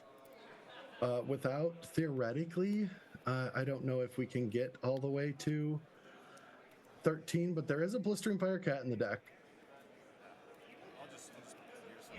Now, obviously, I know what Blistering Firecat does, but if Oh. the audience didn't, what would you say it does for them? It is a Ball Lightning, but from Onslaught. It is 3 red and a colorless for 7/1. But also, it has Morph. Yeah, Sparksmith, not quite a Blistering Firecat, not quite a Siege Gang Commander either. I think it's the other card that might have put Gavin in this game. Yeah, there's a lot of cards in Gavin's deck that would have been primed for a fair fight, not a complete Oath of Druids control deck. There's a lot of people like drafting the base and like yeah. I can't help myself. I'm a boomer. There's certain cards in green white I really love. I mean, these are all great cards, but they're there for a fair fight. So hoping that there's no more creatures. Gavin's like, I guess Oath, you could say no. Yeah, I think this might you have to say yes, particularly because we know what his last creature is, and Yeah. Gavin's threatening like close to lethal here. So if it's the last, If it's the bottom card, he does lose it. So, because this is all happening in his upkeep. Oh my god! no, It might be happening. No! Oh my god! Literal bottom god. Blazing Archon is the last card to end the game. Gavin actually found the winning line in the unwinnable game. What a game! Holy What shit! is happening? Mana plus this mana to play Eternal Dragon. Literally Wow. any card but the last card in the deck. Gavin, Dimitri attacks for 5 in the air. Gavin can't use the Sparksmith to kill the Blazing Archon because otherwise he'd take lethal damage from the Sparksmith. And yeah, just like literally any other card in the deck, any other position in the deck, and it's an easy win for Dimitri. But the one in what, like 30-ish, one like 20, 25 chance, and he hit it. Unbelievable. I feel so glorb on it for in the white all game. All right, so also with Dimitri, no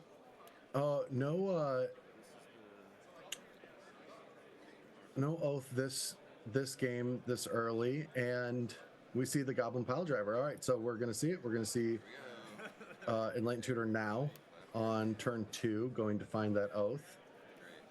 Yeah, I kind of wonder whether Dimitri just held the Enlightened Tutor until it was a creature down. I'm not sure when and whose turn this is happening. Like, it's possible that the Enlightened Tutor was available last turn, but opted not to get cast. Use the Liner Rolls to crack my spell. That's interesting. Yep. Looks like that's what happened. I guess you're just saying I'm gonna force you to do this instead of just playing this Drago build-up game. Yeah, that makes sense. There's no real reason to reveal that the Enlightened Tutor is coming on any turn before. Well, you can play the Oath anyway. You don't really want to play the Oath into existing creatures from Gavin. Or into no existing creatures, rather. Yeah. All right. So we see Goblin King coming down, which is gives all goblins +1/+1 and Mountain Walk, which Taiga is a mountain. Yeah, Mountain Walk might be very relevant here, unless of course there's a Blazing Archon hit, in which case Mountain Walk might be completely irrelevant here. Balefire Dragon's not a good one, that's for sure. Oh, not good for Gavin, that is. If Yeah, Dimitri and- gets to untap and attack with that, Gavin's in so much trouble. Just for viewers at home, the life totals aren't accurate right now. We've got Gavin at 20 and Dimitri at 18. Yeah, that sounds right to me.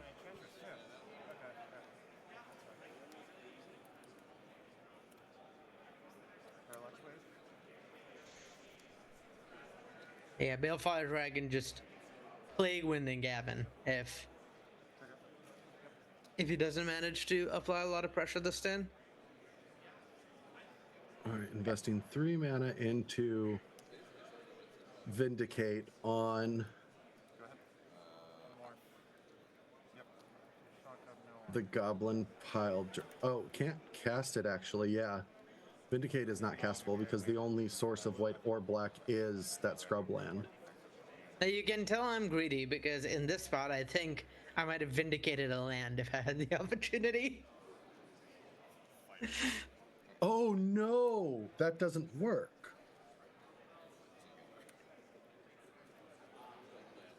That's a Goblin King, right? Oh yeah, that shouldn't kill the pile driver. Get pint. Yeah, so that Goblin Pile Driver should still be in play. Still attacking as a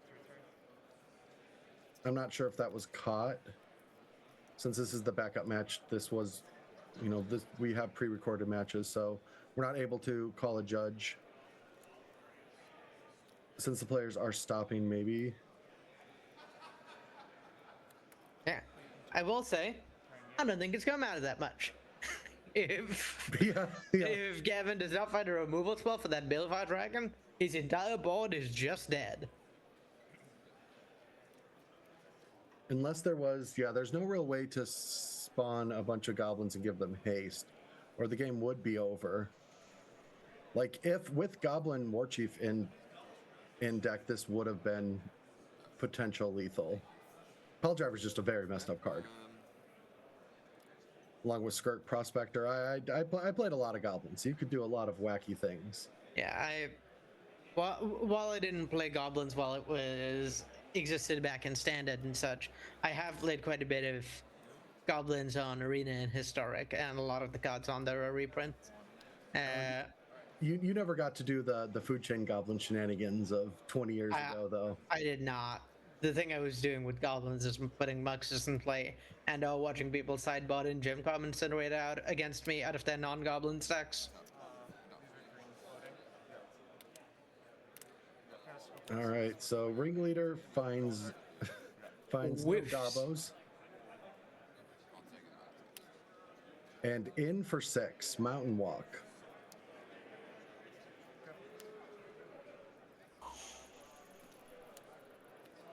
I think the question for Dimitri, sort of a similar question to last time. Oh, no, what? Is that not a Goblin King? That might not be a Goblin King. But it looks like a Goblin King, because also all goblins get +1/+1 on Mountain Walk. Is that not a Taiga? Yeah, I think that might not be a Taiga is what's happening here. Well, but it cast a red spell last. Oh yeah, no, so that can't be it. Well, I will excuse some players, but not Gavin Verhey. yeah, I'll give Gavin a hard time about this when he's back in the office. Yeah, I will say, Goblin King. Let me take a look at the card. Yeah, Goblin King does not have Mountain Walk, so that part's fine. Because it gives you other goblins Mountain Walk, not itself. Oh, is it errated? Yes. Well, original Goblin King was, fun fact, Lord, not a goblin. Oh. It was errata to be a goblin and give itself +1/+1. And that Gotcha. attack still makes sense. It's completely free because your thing is dying to the Balefire Dragon anyway. So, yeah, if anything, it's better to do that because then you can guarantee Dimitri does not get another Oath trigger. Gotcha. That makes a lot more sense. Did completely win the game here. The Oval Essence was already in my hand. But I'm also not being All right, I was- Ken Gavin. I was guessing that. Deal 15 damage before a giant dragon wipes everything out. And hey, the good news for Dimitri is if Gavin plays more cards to the board, well, that's happening again next turn. Okay, Matron's an exciting one to find with all your mana up. Some of the other spectrum of enchanters. Yeah, what? All right, so Matron is able to find things like Siege Gang Commander and other. Well, when you start wastewinding, you just go, I just want to add mana to like that. I mean, it would be interesting if there wasn't a Balefire Dragon on the other side of the board. Oh, I do not care. Yeah, no Keepers of Kukas as anti red damage deck. One I've learned from Ben's mono red cube. All right, everyone watching. When we sat down before the start, it's like I don't really know a lot of old cards, so you're gonna have to carry. And I am being carried right now. Could you explain what that card does? It's a 1/1 for one that for red mana gets protection from red. It's one of the most debated cards in Ben's cube because in a mono red cube, it's really strong to have protection from red. But also, it is a 1/1 for one. But it's notably a goblin. I don't think it's in this deck though. But I'm not 100%. Curve was set up to be like Yeah, just hearing that reminds me of Carmen and wanting to play the one thing I would never go toe to toe with is the mental magic. I was like, no, I will not play with you. You don't want to go up against No. Carmen at that. No. That is a waste of both of our time.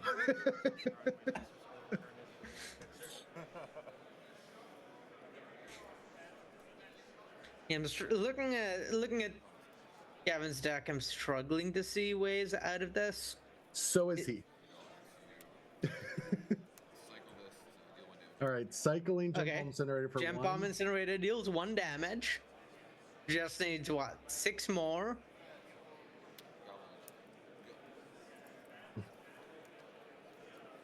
All right, not enough. Yeah, I have to imagine the Gem Bomb Incinerator is dealt damage because Gavin was like, I need to cantrip. Maybe there's something in my deck that saves me.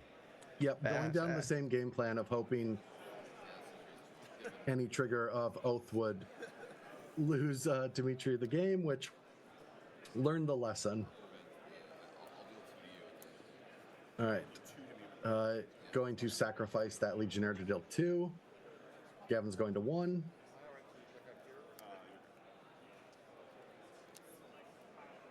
And while we watched Gavin completely still game 1, I'm pretty sure we're going to see a game 3 here. Yeah, the thing is, Oath is much scarier when you have like 1 creature left in deck. Once you have 2 creatures left in deck, it is impossible to deck without. Yeah. So pretty safe, Dimitri. Dimitri tries it up, and Gavin finally gets to be on the play. Yeah, I think I'm gonna amend my claim and say Balefire Dragon might be the best card against Gavin's deck. Just the Blazing Archon doesn't present that fast a clock. Yeah, and there's enough ways to kill it. But yeah, so we see Gavin's best start here, a Goblin Guide. While Dimitri did get a card off of that, might lose that ability if not able to cast anything on turn 1. Yeah, now the question is, are we going to see Dimitri's best start for the 3rd game in a row? Like, Gavin's deck is so aggressive and puts his opponents under the gun so quickly. It's hard to imagine a draw that does not Enlighten Tutor for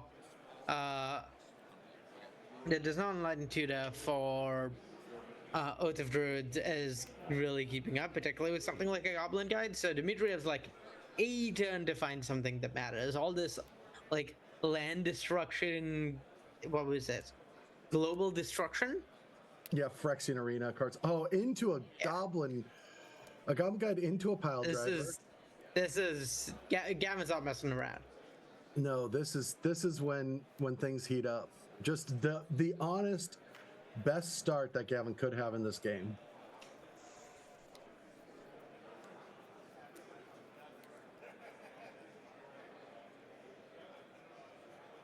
All right, so yeah, I mean, Dimitri isn't slamming the deck's namesake, Oath of Druids, so... Yeah, looking at Dimitri's deck, the one board wipe I see is Initial Steed. But yeah, it's a little mana intensive, and notably, he hasn't played it yet, so, you know, he probably doesn't have it. Yeah, and I'm curious what that Utopia Sprawl named. If I remember correctly, you have to choose a color. Yep. That might be, is that a Utopia Straw or a Wild Growth? The Wild Growth, I believe, is in Jarvis's deck. So I believe Sounds like it's a Utopia Sprawl then. All right, discarding City of Traders, but we did see a very slow hand. Yeah, discarding the hand size against Goblin Guide feels so brutal. Not only do I not get to cast my spell, I'm also dying because I haven't cast any spells against a 1-mana 2/2 haste. Yeah, and I do believe Dimitri has a Swords to Plowshare, but now sees a Battle Screech on top. And if that Utopia Sprawl didn't name white, would have to fetch. Yeah, going to.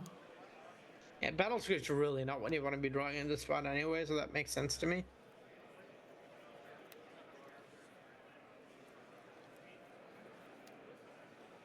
All right, there is that source of white necessary to cast a Swords to Plowshare.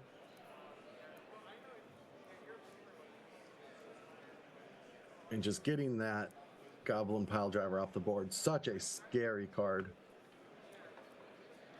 Yeah, now the question for me, I think, is like whether Gavin has follow-up.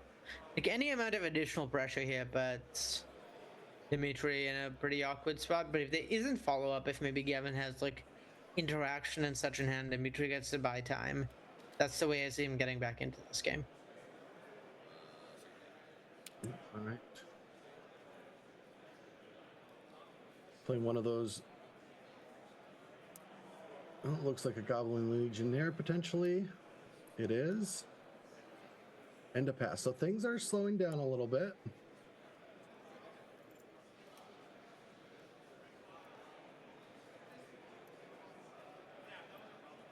Yeah, and I think in Dimitri's spot, you just need to find some way to stabilize or clear the board quickly. Even without that much pressure from other stuff, Goblin Guide has dealt Dimitri a cool 6 damage already. So if he does not find some way to kind of stem the bleeding, it doesn't matter that Gavin's strongest threat is gone. It doesn't matter that he's being a little inefficient with his mana, playing a 2-drop on 3. Those goblins will just kill Dimitri. Yes. All right, Caves of Koilos for Dimitri, and Pain 1 life, and I believe did draw that Battle Screech. I know, right? So he shuffled it away with the Windswept Teeth and proceeded to draw it anyway. That's quite unfortunate. Yeah, with no additional white creatures here, 4 mana for 2/1/1s, not exactly the strongest card. No, Lingering Souls are really, really at home. Like, this is Lingering Souls. It's been, like, sitting in the fridge for a couple of weeks.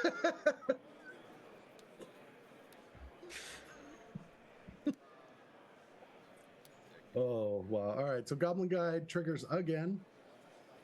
And there is a Volcanic Hammer. Oh, I haven't thought about that card in a while. Yeah, I suspect I'm not going to cut it here. You just really enlightened two different outs to be able to close the game soon. I mean, things are getting a little bit slower here. And with that, being able to deal with one of these threats, Dimitri looks like things are stabilizing. Yeah. All right, the birds go down. And 3 mana for a Matron. Ooh, interesting. While Matron is like a little scary, the fact that it's not something that's killing Dimitri right now is something he's got to be grateful for. Yeah, so Particularly given there's no Watchy for anything to get. Yeah, Gavin might be stuck on 3, but I still think maybe Ringleader would be an excellent choice here.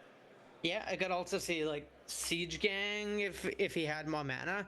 There's some way to present lethal burn. But yeah, being stuck on 3. Probably don't want to get a 5-drop.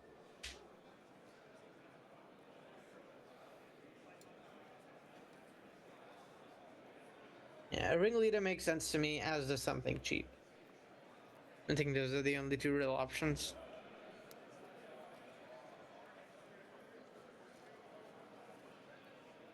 Going for the king. Yeah, that makes sense. Just applies the most pressure of any card. Yeah, and can't be blocked. Yeah, that's also true. Making the Goblin Guide and the Matron unblockable. Yeah, it can be blocked. I've recently learned this, but the other creatures won't be able to get blocked. Yeah, it's a really clean 2-turn clock too.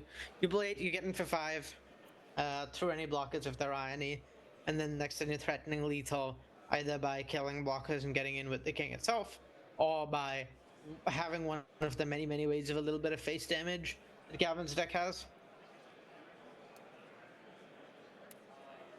What a beautiful mana base, though. All right, Indeed. buy you 5 mana. Okay, this is interesting. All right, so this is ordered migration. Make a 1/1 blue bird creature token with flying for each basic that you control, which to me looks like there are 5 or 4. That's a lot of 1/1s that cannot block creatures with Mountain Walk. But more importantly, are blue, so can't flash back that battle screech. Also, And I forgot what about we're saying is these are really not helping deal with the Gavin is killing you problem that much. That is true. Yeah, that Mountain Walk is going to be able to deal 5 automatically, and with a glimpse into Gavin's hand with that Lightning Helix, things are looking quite dire. Yeah, Helix in hand means this game looks like really, really bad for Dimitri. Even if this Goblin King is dealt with at any point over the course of this game, if you take 3 chip damage, somehow you're dead, and that's pretty tough. Yeah, and without any impressive life gain cards that like a Thrag Tusk, which I do believe, does it have an old border? If it doesn't, can we work on that? Because that is one of my favorites. Yeah, I'd say it's more of a medium school god than an old school god, but you certainly have my vote. Thank you for saying that. I do appreciate it. All right, so those goblins are coming in. They have Mountain Walk.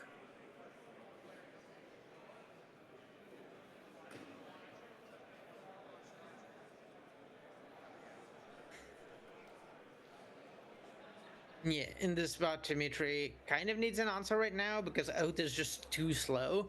That's one thing about Oath, or like one of the risks of playing it, is if you don't get it done early, if you don't have those broken Lightning Tutor into Oath starts, your Oaths can just be too slow in the mid game by requiring you to wait a mid cycle, wait a turn cycle to get a creature, and then wait another turn cycle to attack with that. Yeah, so I think Dimitri, realizing about the Mountain Walk, has to take that 5 damage, needing to find some sort of answer to that Goblin King, which he does have with that Volcanic Hammer. Yeah, Hammer killing Goblin King will do something, certainly. I'm trying to think about how how Gavin Zek will try and get in those last 3 points of damage before the Lightning Helix finishes Dimitri off. I'm going to just guess it's a Garden Hammer if it does happen.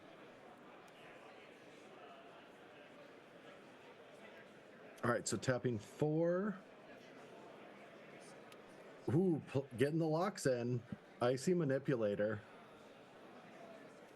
Yeah, Ice is really strong when Gavin's stuck on land drops.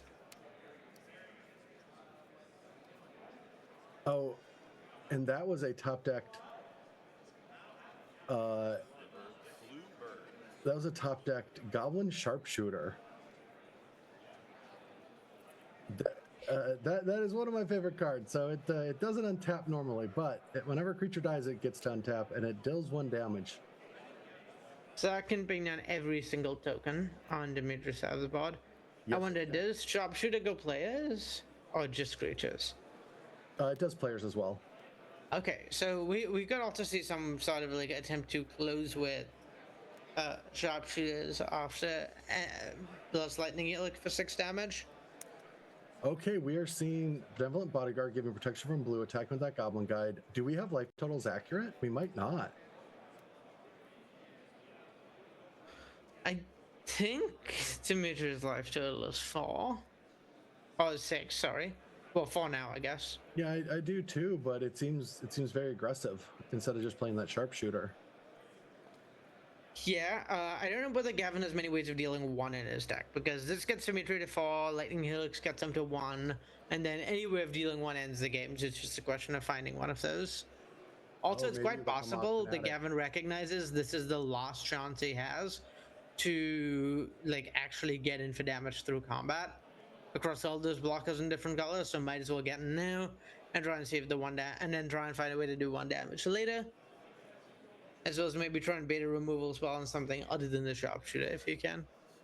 Oh, big hit here. All right, gets rid of Mother of Ruins and what is that called again? Goblin Pyromancer.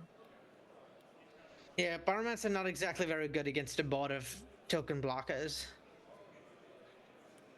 All right, coming in with 2 birds. Yeah, I really like that. That's a pretty like strange looking play in this spot because Dimitri is so far behind on life. But yeah, you need to kill Gavin before he just burns you out. So I like that attack. No, that is exactly what needs to happen. You just have to start chipping away. Now, notably, all right, lightning heal. that can't be good. The fact that this is happening pre-combat is terrifying. And the way, and Gavin's body language. Yep. Okay, I do believe that I might have gotten. Yeah, we must have had life totals wrong. Yeah, a fetch land maybe got missed. I'm oh yeah, that's probably it. Yeah. But yeah, so that's Gavin still in game 1 against Dimitri, and then having such a great start in game 3. Unbelievable, honestly. Like, I haven't gotten to commentate a game that does something that crazy in a long time. So my juices were flowing. I felt amped after that. So I'm excited to see what happens with the top 4. Now, this was single elimination because we're in the top 64 of the 4th day of competition of CubeCon 2025.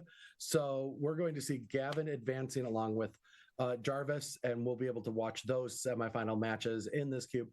Winning this draft gets them to the Vintage Cube top 8, and that's where they're both striving to go.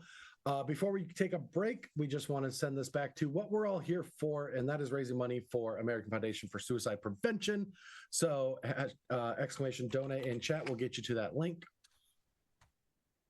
And thank you for taking the time to take a look at this. There's a lot of great rewards as well that you can pick up. But for now, we're going to take a short break before we get into the semifinals, where we'll see both Gavin and Jarvis continue with their goblins and their control. So see you all soon. Hi CubeCon, my name is Brian from Cleveland, Ohio. Welcome to the Tiny Axe Bar Cube, a microcube with one brutal twist. You start at 5 life. Shout out to BoltCube for the inspiration. Tiny Axe strives for nuanced card evaluation and creative lines through low starting life totals, graveyard recursion, and near perfect information in the second and third games of a match. Before I begin, feel free to scan the QR code down there for an in-depth primer. Tiny Axe has some unique rules that radically change card evaluation, so let's start there. The biggest change of all, each player starts at 5 life, like I said. It's a microcube. That means the card pool and deck sizes are tiny. Card pool is only 160 cards. The draft consists of 2 packs of 10 cards each, and each deck must be exactly 15 cards. Because of the small deck size, we throw out the rule that says basically you lose if you try to draw a card and your library is empty. Finally, as if this cube didn't have enough little weirdsies, it's also a bar cube. And what's that mean? There's no counters, no dice, no planeswalkers, and the only token in the whole cube is food. And as you might imagine, food goes pretty hard when you start at 5 life. Couple deck building tips here. For 15 card decks, you really want to have 5 to 6 lands. Make sure you have enough mana sources to cast all your spells and use all your abilities, and think about how many times you might want to use an ability in one turn cycle. Games often reach a point where both players have empty libraries, so it's crucial to include ways to recur key cards from your graveyard and exile threatening cards from your opponents. And like I said earlier, or alluded to, life gain is way more impactful, so food are great. A simple heuristic to reevaluate any card that has life gain on it is just imagine the life gain was 4 times as much.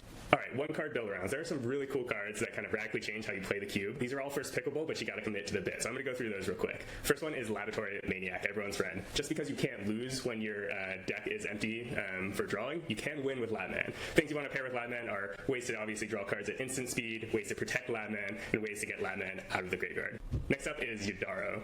Yudaro Wandering Monster is a beast. Obviously, with 15 card decks, you can see Yudaro to cycle him 4 times pretty easily in a game, and an 8/8 trample haste ends the game quickly. Things you need to pair with Yudaro, ways to keep the board clear so you survive to cycle him 4 times, ways to gain life and draw cards like Candy Trail, and then Tomb Trawler is a really good pairing because A, it's a good blocker, and B, your opponent is going to try to exile Yudaro from the graveyard with the cycle, like with the shuffle trigger on the stack, so you have to get him back into your library library before they exile him, otherwise your whole game plan might fall apart. Finally, Feasting Troll King. It's a beast. If you can cheat Feasting Troll King into play on turn 2 or 3 of a game, you are likely going to win that game. So key cards to pair with Feasting Troll King. Make sure you can discard him into the graveyard. Make sure you can make foods to feed him, but it's going to be a good time if you can kind of bring everything together and get Feasting Troll King online early.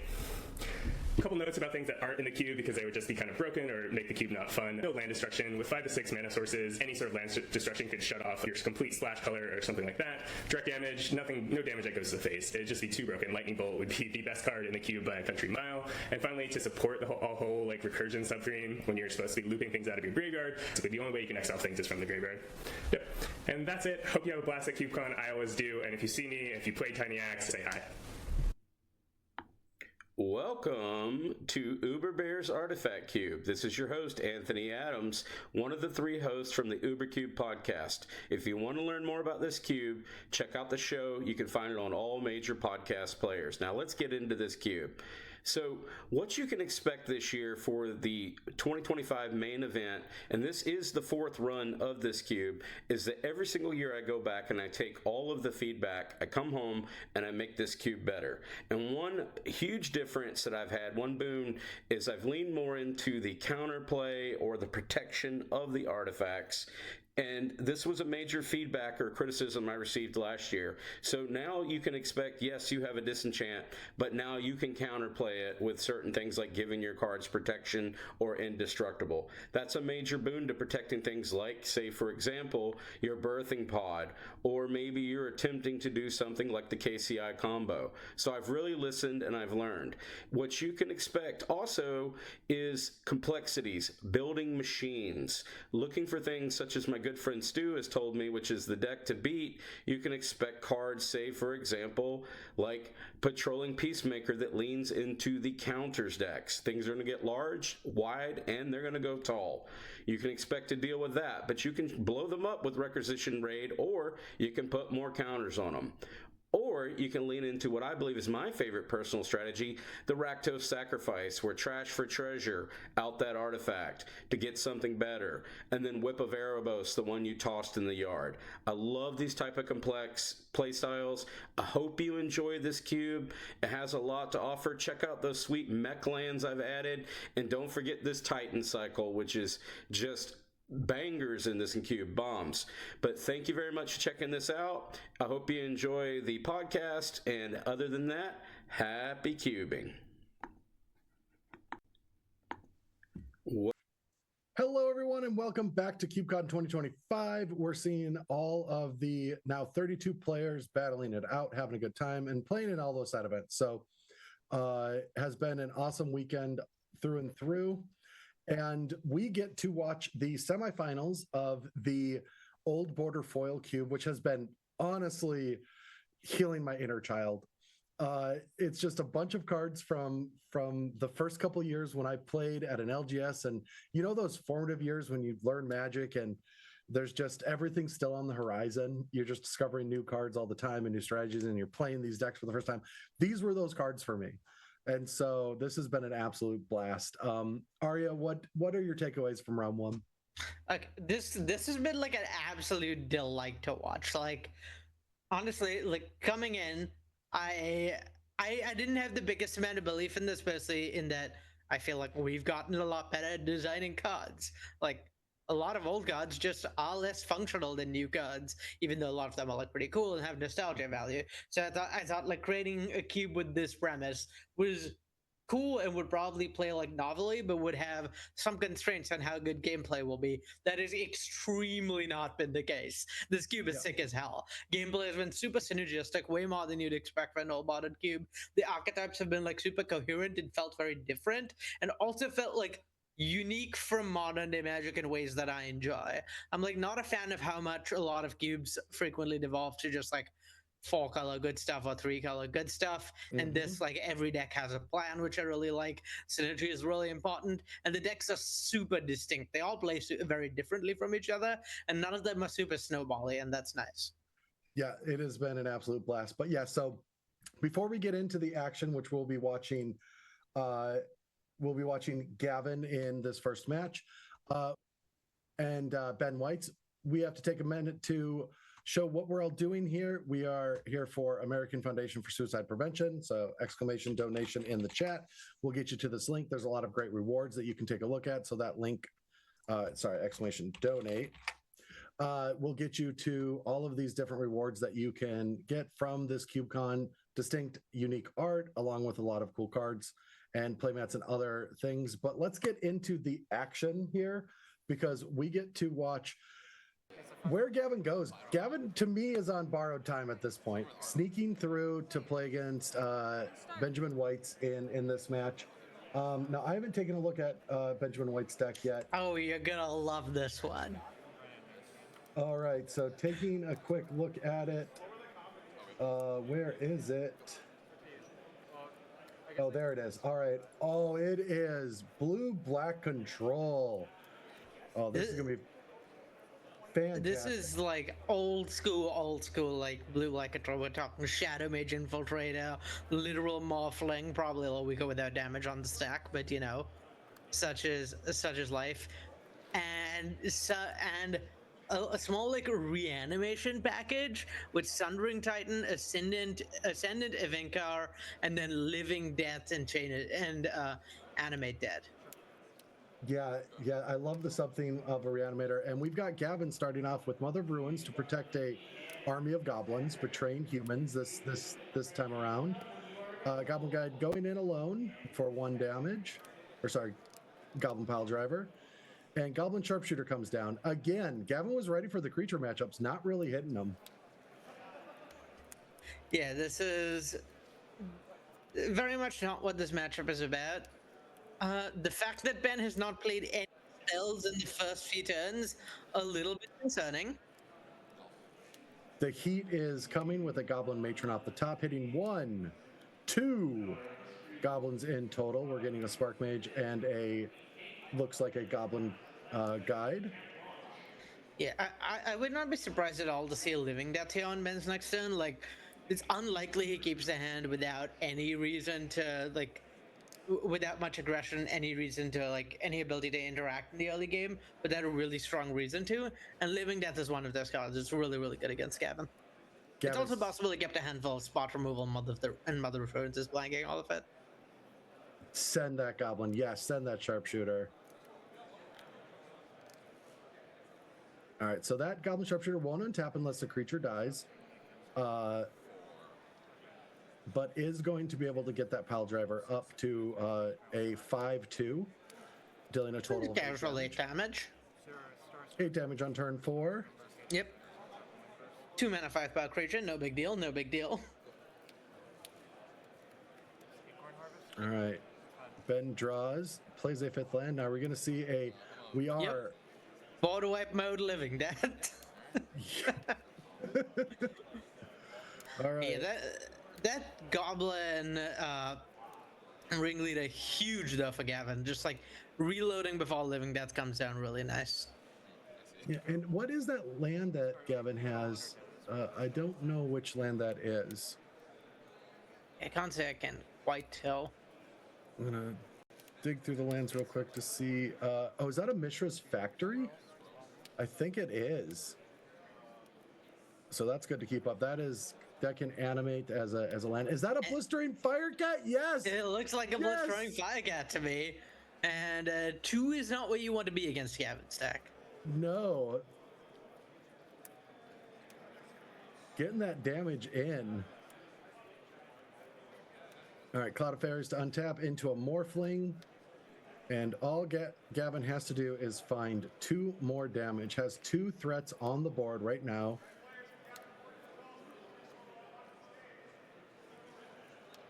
Based on the amount of time it's taking, I'm guessing that's not a Lightning Helix off the top.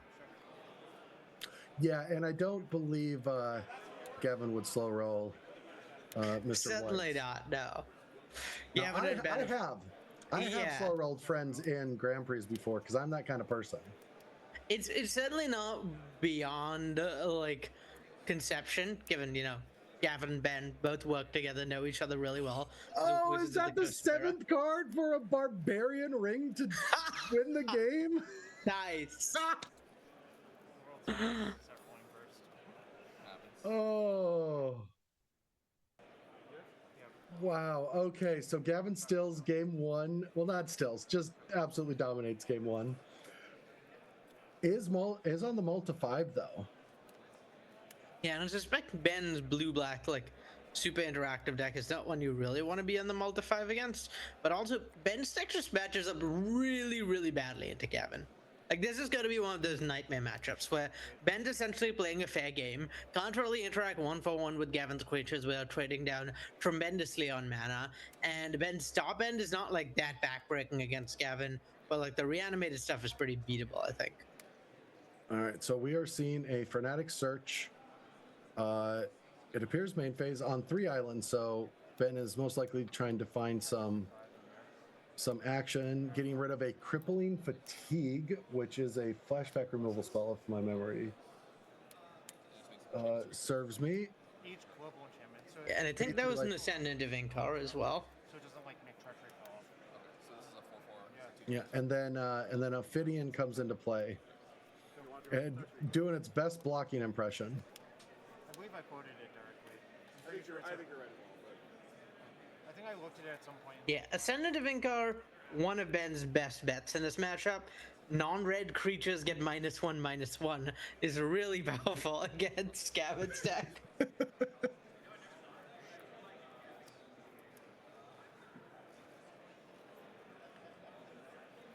Which card is that I'm looking? It's a 6-mana 5/5. It's in graveyard, I think. Oh, yeah. No, Yeah, is that what that card is? I can't really tell. Oh, But- no, it is. It is. It looks a bit like it, yeah. Yeah. It's one of Ben's 2 reanimation targets. It's that and Sundering Titan. And Gavin's deck can function pretty well on low land counts. Cannot function all that well on low creature counts. No, yeah, I actually do think the card in graveyard is Crippling Fatigue, which is target creature gets -2/-2 for sorcery, and then payback is colorless, black, and 3 life. So it does not have that Ascendant yet.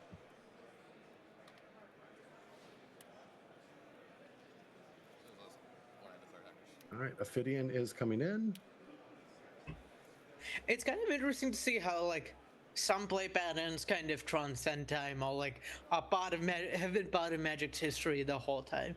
Like here we have this like super old school deck, like not really like something. Not a very few new cards like harkens back to decks of Magic's past, and yet you look at this deck attacking with the Ophidian, casting removal spells. You look at blue-black controlled and botted, attacking with Psychic Frog, casting removal spells. They're not Yes. that different of decks. Like some parts of Magic have really very much stayed the same over many years.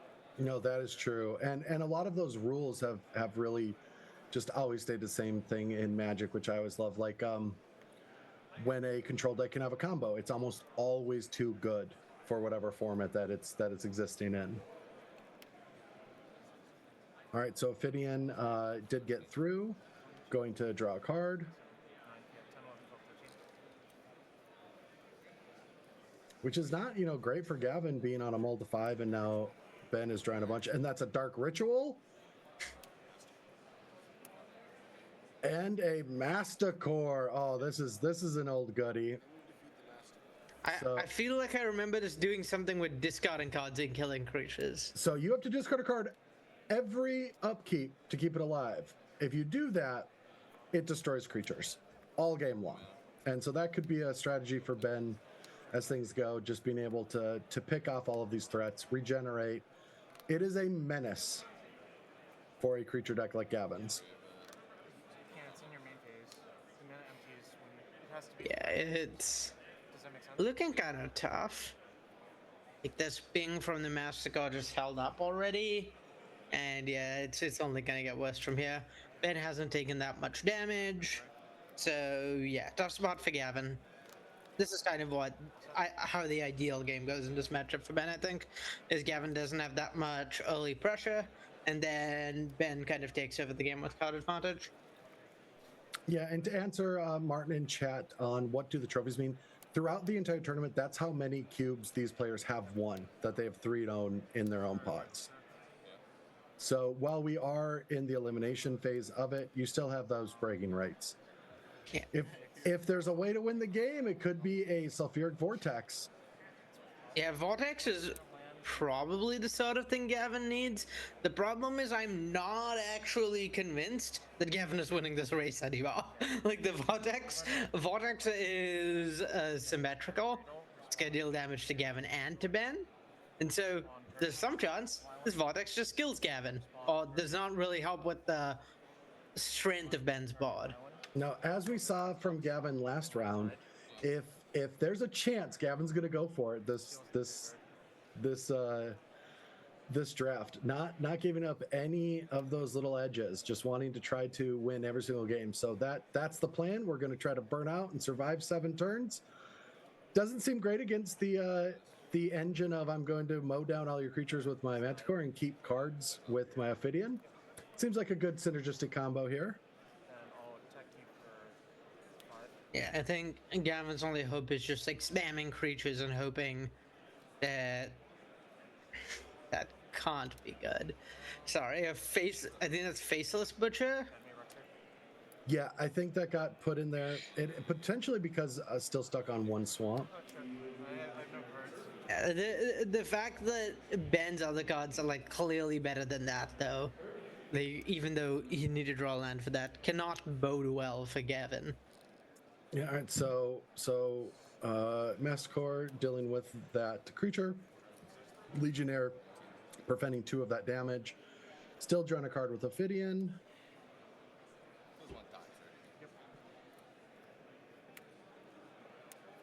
Oh, and the Mutilate is in Ben's deck. And this is a matchup where that sort of thing would be fantastic. Yeah, all right, so what does Gavin have? Sneak some damage in with the factory.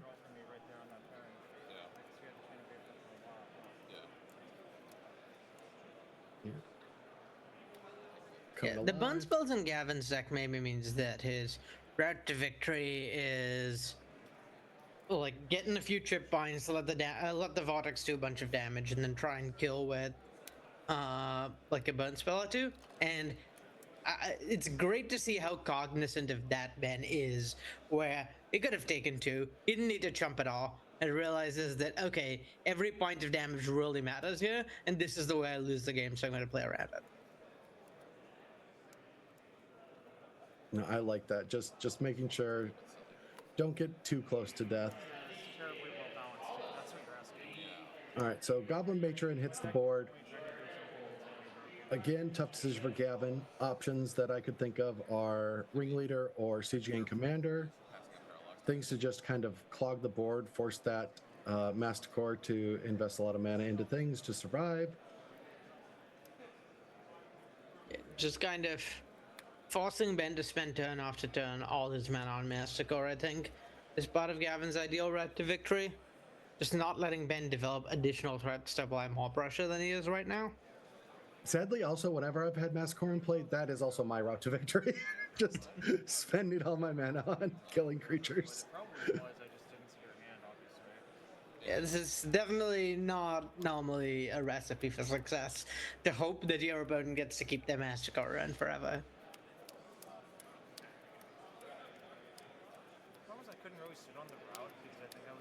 All right, yeah, goes for Siege Gang Commander, All-Star from Scourge.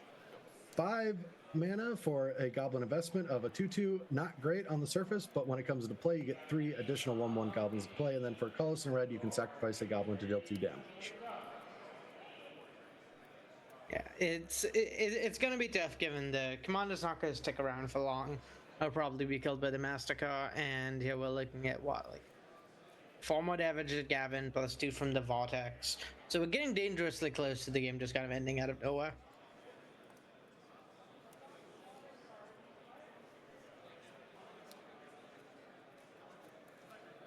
So I've been in office twice now with Wizards folks for consulting for the Modern Horizon sets, and one of the little fun games that I like to play, and I saw it right there with Ben, is I always wanted to get the people that I'm playing with that were from Wizards to get sweaty with me, right? Like let's ramp up, let's play, like let's play to win here. And I always saw that when they shuffled my deck, when I could get them to shuffle my deck. Get them back to their old days of competitive Magic, and then I'm like, all right, I got you where I want you. Yeah, I know Ben really misses playing in tournaments. Like, he really wishes he could be in there, like, sweating it. Ben, Abe both, and Gavin also, like, sometimes speaks about how he wishes he could still play. This is one of their few chances to actually engage competitively in the game, and these two are not missing it for the world. Like, they're in there. They're in the zone. Yes. They're thinking about every little decision. Like, that is who they are right now. Yeah, it was always unfair though to continue that story for just 1 second. Is whenever I would I got someone in it the last time I was there, and they're like, that card's not that good. I'm like, well, I'll beat you with it, and I beat them with it, and then the next day they just changed the card. I'm like, that's not fair. It's like that's hey, at least I waited till the next day. The most notorious changes are the ones that happen in the middle of a game. Yeah, that'd be a lot. Okay, I think this guy is. I think this guy should do this other thing. Now your hand is unkeepable. Yeah. All right. So, an old bordered card, but not actually that old. I believe that is that a Violent Tumor? No, that. I actually don't know what that card is. The one from Ben. Yeah. Oh, I got it. Morbid Opportunist. Whenever one or more creatures dies, draw a card. Oh, that is. Yep. That is more recent. Yeah, that card is great. Yeah, limited All-Star. Best card in its environment by like an order of magnitude. All right, well that's a Blistering Firecat, dropping Ben to 7, and then to 5. So we're a Lightning Helix away, right? Yeah, we're a Lightning 5 Helix on away. upkeep, 3 from Helix, another 2 on upkeep. That's all Gavin needs. Yeah, Gavin just needs to find 3 damage here. Meanwhile, Ben is, I believe, just like also 1-ish turn away from ending the game. That's 4 damage here to 6, 2 off the Sulfuric Vortex to 4, and they can probably find a way to get in for 2.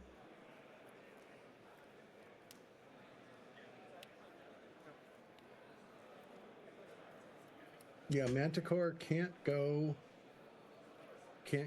upstairs. Let me double check that. I'm pretty sure that is. It cannot go upstairs. I did check that. Yeah. And so that is not a winning strategy, but yeah, I mean you gotta put pressure on.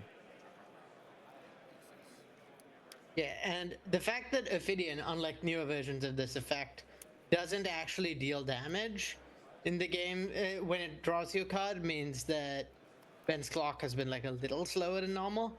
Okay, that can't be a good sign. The Siege Gang goes away. The Siege Gang commander. This can only be good. All right, down to 4. Gavin draws. Is it gonna be a Lightning Helix off the top?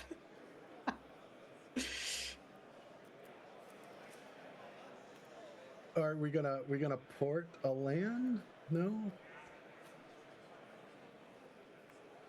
Let's see what interaction Ben has in his deck that come out of here. The circular logic. That would do it. That would save him. Yeah.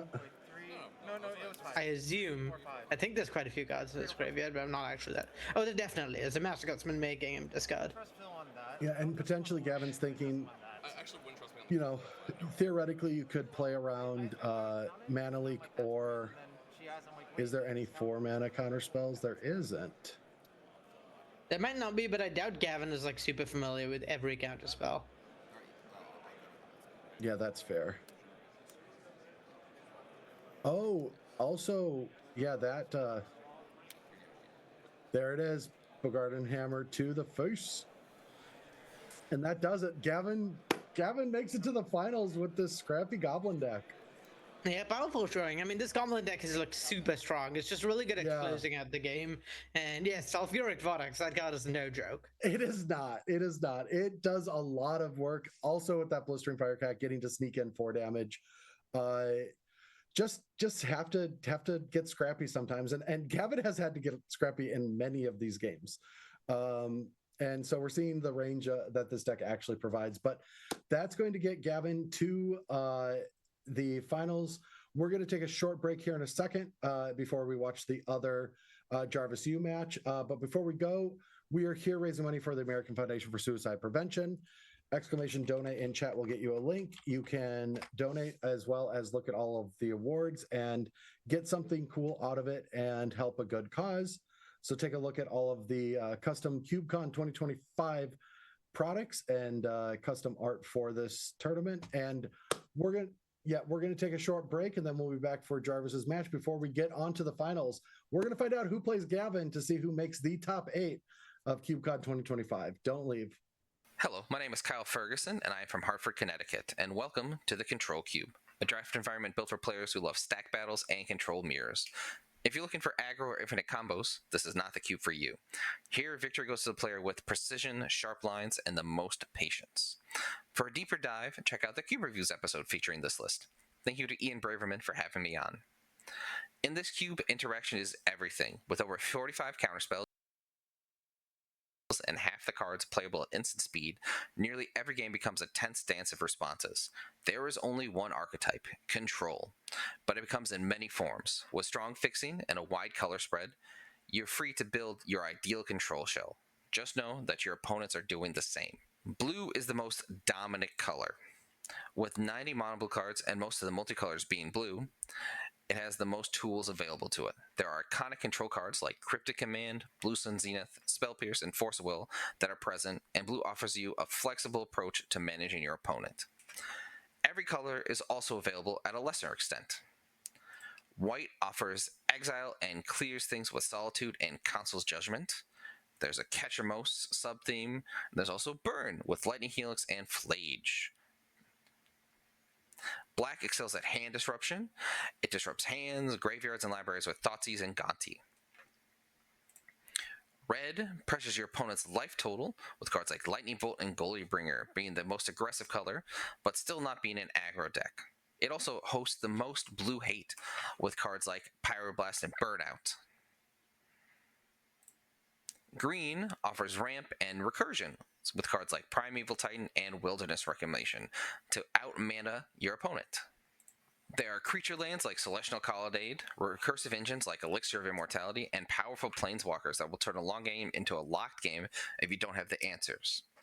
You'll need to be ready for anything. Artifacts, enchantments, planeswalkers, graveyards, even your own library. Some games go long, and yes, decking is real. Cards like Clear the Mind or Endurance might be the only thing standing between you and defeat.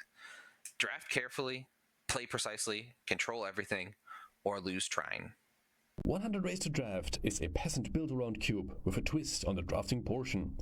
During the draft, you will start with 3 packs of 15 cards, as well as a Clockwork Librarian. This card allows you to pick 2 cards from a pack. When you do, you have to put the Librarian into this booster.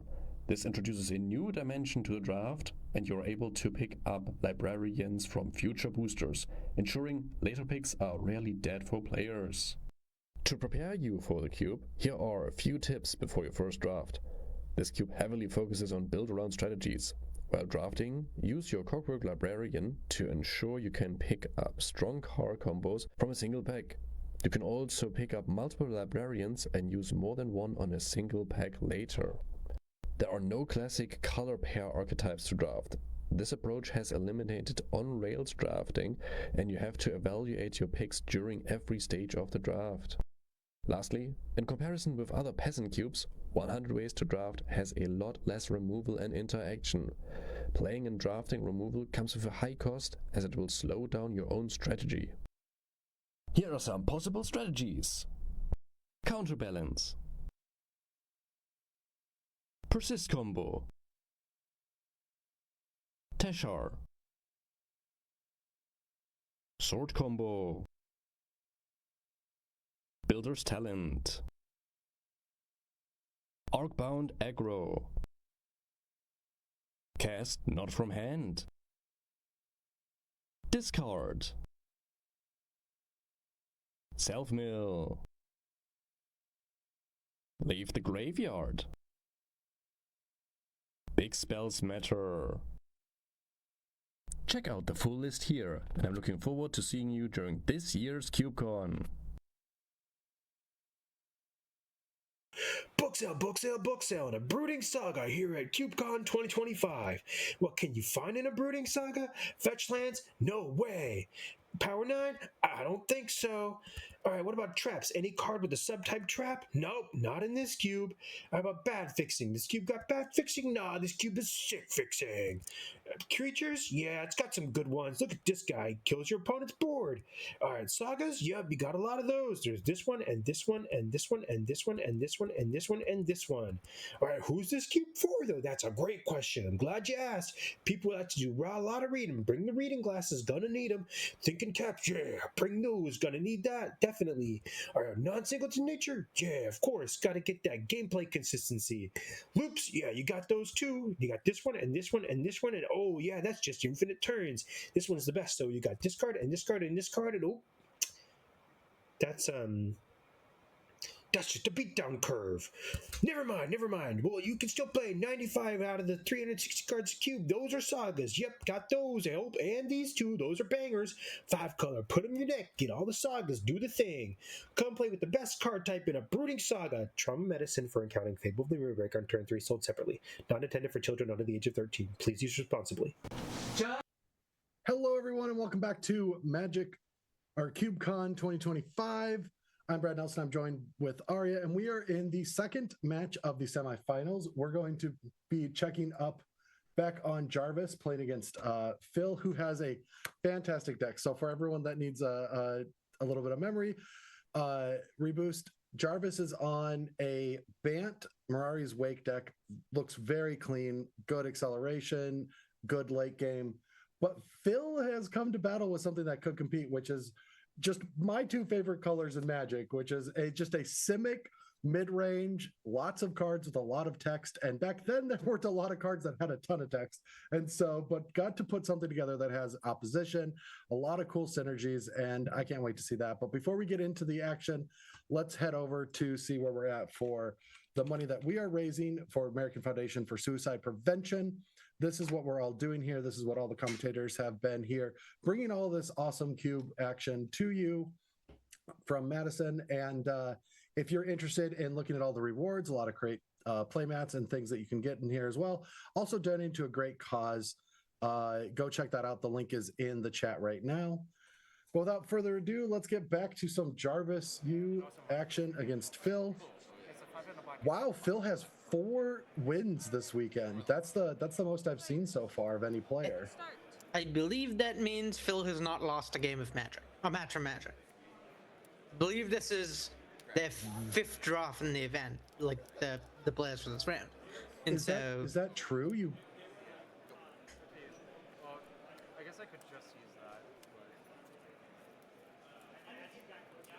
You know, we're going to get a confirmation on this to see how many drafts, but if that's true, that is unbelievably impressive.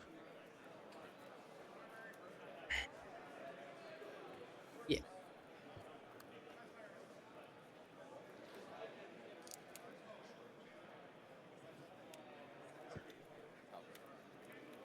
That is, yeah, there's been 5 including the top 128. So I mean, we're gonna have to get some information on that here. It sounds like Phil has won somewhere between all and almost all of his matches. Yeah, just, I mean, a lot of games of Magic. All right, so we see a Grim Monolith. It has to be one of the most powerful cards in this cube. It's still one of the most powerful cards even in a vintage cube. And Jarvis has great mana already, all 3 colors. But let's see what Phil can do with this massive acceleration potential here. And this matchup is going to be a bit of a slugfest, I bet. These players are playing sort of like grindy, rampy decks, but playing like blue-green base, have some ramp, have some like splashy top end, but not top end that like literally ends the game immediately. Just like that one pretty can. strong. All right, That is a Saproling Burst. Saproling Burst? This is the other fading card that we've seen. So this gets 7 counters. I don't think there's a Fires of Yavimaya, at least, in Phil's deck. So this card's all right, it's on screen, but yeah, so this can get some oh, and is that a Cradle? Are we just comboing? Oh wow. This game isn't over, but it looks so favored for Phil. 1, 2, 3, 4, 5, 6, 7. There are 3. All right, so that's gonna be 4 tokens. Star Saplings, where stars the number. So we're wanting to play something that costs 4. Acorn Harvest? And that I'm not even sure what that card is. Chatter of Squirrels or something? Hey, what is up? Checking in chat. Yellow Hat is rating my the greatest control player of all time has just rated our stream. My co-host from last night's Control Cube. Thank you so much, Yellow Hat. Thanks for rating. What's up, Yellow Hatters? And you were just seeing a truly impressive start from both players, really. So we've got a collective restraint now, which is going to do a good stop the bleeding. But there's a guy's Cradle. So unless their controller pays X for each, checking where X is the number of basic land types. Yeah, so 3 mana to get anything through. And I'm seeing 5 creatures. Yeah, there's 5 on the board. That's 8 mana, which is not 9 mana. I believe the card in the graveyard is Acorn Harvest. Yeah, and for everyone that's coming in, wow. We are in the semifinals of the top 30, I guess we were just in the top 32. These players need to go 2-0 in this draft to make the top 8. And we see Route. Oh, that is such a well-timed route, because that Tireground Predator was going to be able to do quick work to all of Jarvis's enchantments. Yeah, Route is what it would have been if Phil had been allowed to keep playing, keep his board around and keep snowballing with Cradle. We got a lot of mana.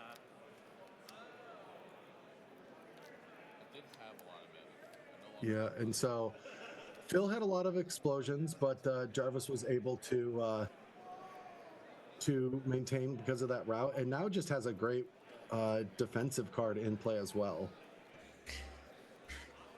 Yeah, and it's like Phil's gone, I think, from being pretty far ahead to pretty far behind. He spent several cards and has been graded with like 5-for-1, so I don't love his chances. But since Jarvis's deck is not that great at applying pressure, this game could go really long still and give Phil the opportunity to kind of put together some of his stronger top end. I think I saw like a Decree of Silence in his deck, so definitely some scary stuff in there if he gets to enough mana. I mean, yeah, there's because of that guy's Cradle, there's always that opportunity of having those other token generators like Deranged Hermit or what is that? I just need to look up this card. Namada Grove Guardian, which really works with Guy's Cradle to generate a lot of mana, and there's a Stroke of Genius. So there is an out. There's an over the top. Yeah, I'd say like this is a matchup in which Phil's deck is definitely at least favored. It is the age-old story of control deck versus of mid-range deck versus ramp deck. But at the end of the day, Phil does kind of go over the top of Jarvis. But given how good Jarvis's deck is at grinding, there's still a ton of play to it.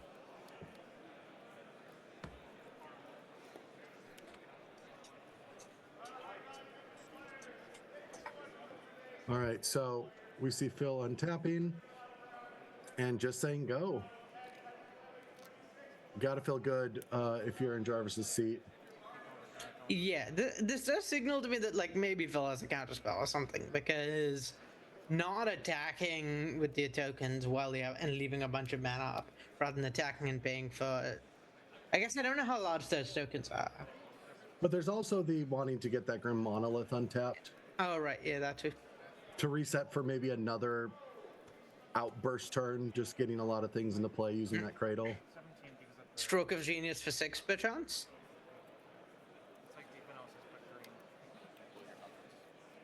Yeah, There's a lot of lands almost being tapped. Oh, I guess we've got a Squirtle, it'll be Stroke of Genius for 7 even. Yeah, it would be for 7.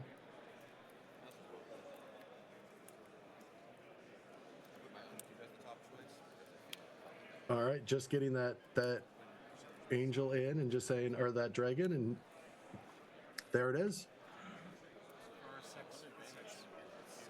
Casual 7 gods drawn, no big deal, no big deal. Yeah, just kind of like a will, but for me.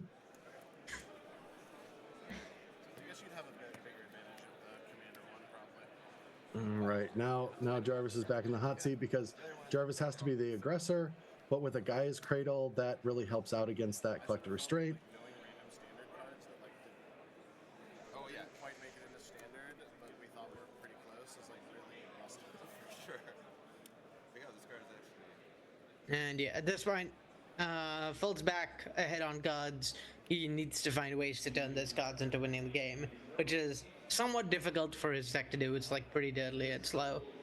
So definitely one of the decks at this table that can struggle more with it, but still very possible. That is true, but has cards that can just generate creatures, has a Genesis for later in the game, and also has opposition, which is an incredibly scary card. Yeah, I think opposition probably the thing Phil wants to see most here, just like lock Jarvis out of the game. Just plenty of life, not worried about being under the gun while the opposition is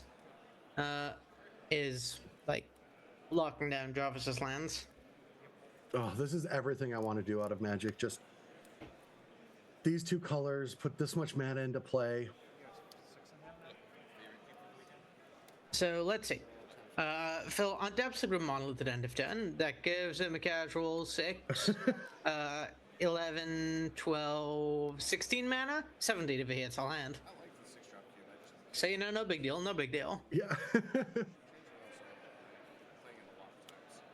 Does he have a way of recurring that Stroke of Genius? And follow-up question, can Stroke of Genius target your opponents?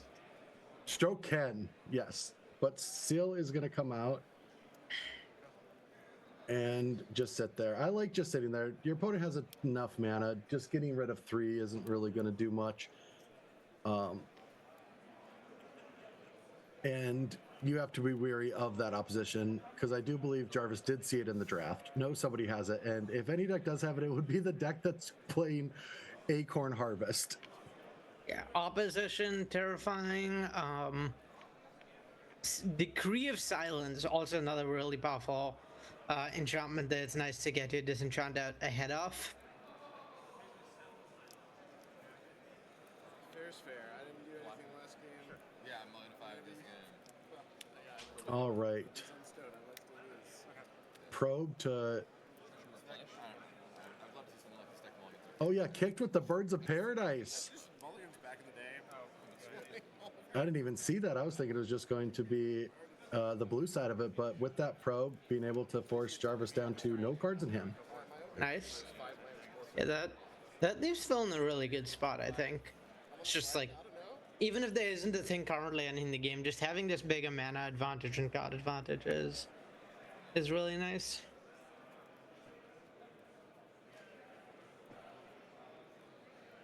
Yeah, let's see what's happening now. More mana getting tapped for 5.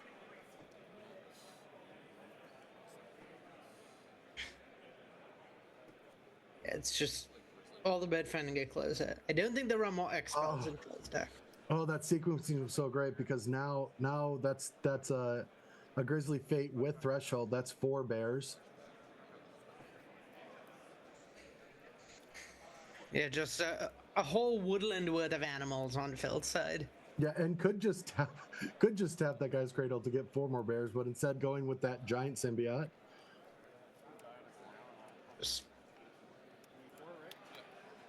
Nature is calling, and in Jarvis's position, I would certainly run. Yes, needs something to come together.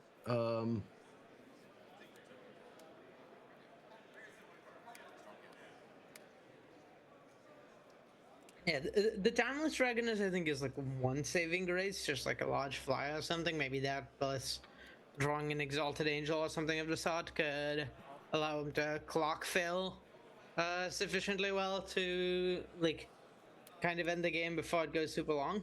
Yeah, plays that Opalescence, so that will give Jarvis a few more blockers to deal with those bears. No, it's each other. You want the Oracle Touch or you good? Okay. I believe I quoted it directly. I think you're right. I think I looked at it. But that giant wirewood symbiote is going to start getting to, or symbiotic worm is going to be able to start crunching in. So I'm seeing 4, 5, 8, 9 creatures. So there's 9 mana of Cradle, 2 of the 2 artifacts, which is 15, and then another like 7, so 22. So I believe, despite having to pay 3 mana for each attack, Phil could attack with 7 creatures if he wanted to. Truly impressive. Just kind of wild. Yeah, fortunately for Jarvis, no Crater Hoofs, no like huge haymakers the way there are in some other cubes with the way this is set up. Yeah, and even from Jarvis's deck with like, even if like Upheaval, if that is in Jarvis's deck, which I don't know if that did make the final cut, it's not really gonna, do much against a Grim Monolith, a Thran Dynamo, a Gaia's Cradle. Yeah. Yeah, Phil's hand very well set up to play through an Upheaval. You go Forest Beds, then untap like Grim Monolith, Thran Dynamo, then you play Cradle, play a bunch of creatures, and it's hard to come back against that. Snowballs really quickly. All right. All right, so that's going to, I'm seeing 7, but not double. You need double. Yeah, there it is. All right, so we're going to be flashing that back, getting 4 more bears.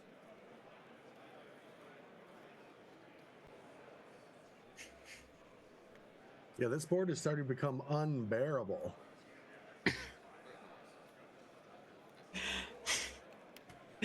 Perhaps an apt description for that pun as well.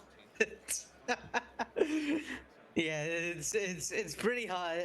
It's pretty hard to imagine Jarvis winning from here, given his one board wiper is already gone. It's just also pretty hard to imagine Phil killing Jarvis on anything under like a billion hours, because there's a ton of blockers.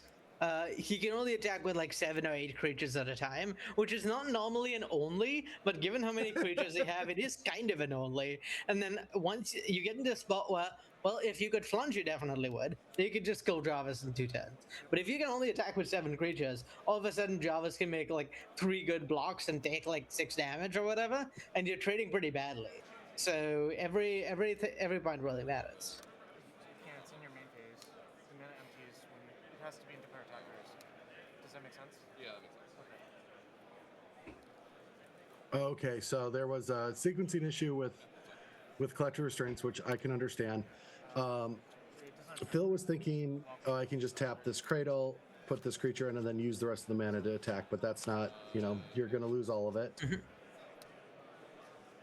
But did just tap the other 3, saying, that's fine, I've got enough. Yavimaya, I believe that's Yavimaya Druid, or what's that card called? Whatever it is, it's also one of my all-time favorites. Yeah, Yavimaya Elder. Such a great card for, that was that back in my day, that was when I learned about green value. This is one of those cards in the original duel decks I played with that like really taught me a lot about the game. We found our answer to the Gaia's Cradle. A temporary one, however. I'm going to put a bunch of abilities on this. Yeah, I'm kind of hoping we get to see some Nimada guys. Spawn, target your Wait, no, yeah, this is like a permanent pentuple stone rain. You're right, because Jarvis can just seal his own parallax wave in response. That trick we talked about earlier with parallax sides. You can hit all of Phil's green mana. Yeah, that is interesting. That's huge here, right? Under normal circumstances, it wouldn't matter that much when your opponent does as much of a board, but when you have this enchantment preventing your opponent from attacking with multiple creatures without paying mana, now Phil is just not going to have any more good attacks for like many turns, because all the like attacking with 3 creatures at a time just really weak here. Yeah, no, that answers the mana.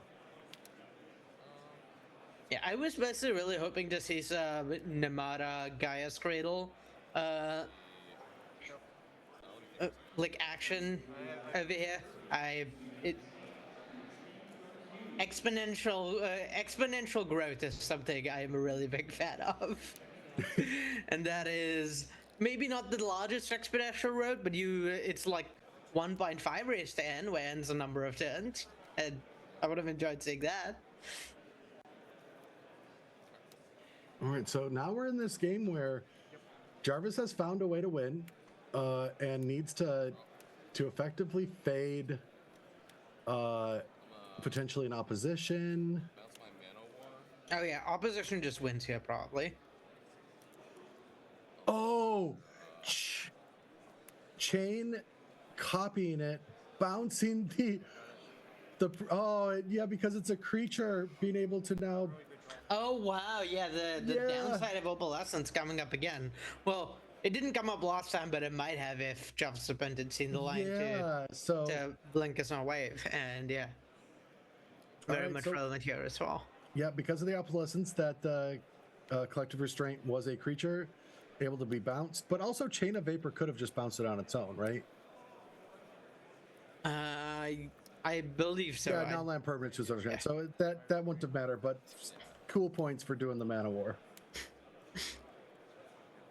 There is no better start in Magic than a 7th edition foil Birds of Paradise. I am just saying it. That is the best ultimate start in Magic. It's a gorgeous art. It's no volcanic island. And that card that's being played is a Temporal Spring. Return target permanent to the top of its owner's library. Oh, permanent? Yes. Yeah, wow, Jarvis is not the only one playing Stone Rage there, I can say. I'm starting to sense a trend in the blue and green cards in this cube, and the sort of permanents they're good at interacting with. With this, Plow Under, Parallax Tide, there's something going on there. Yeah, and what's interesting, a little bit of information, is Jarvis allowed the card to go on top and then searched with that Eternal Dragon, so knowing that did not want to redraw that Stomping Grounds. All right, Chatter making a 1-1 or 2-1-1 Squirrels. Getting that guy's Cradle started. Oh, there's a Morph, and I do love me an Exalted Angel, but Guy's Cradle is just a bit more powerful. Ever so slightly. Little, just ever so slightly. And this is yet another spot where opposition just ends the game here, right? If that's what's in hand. Or it's just another kicked probe. I mean, it's not good for Jarvis.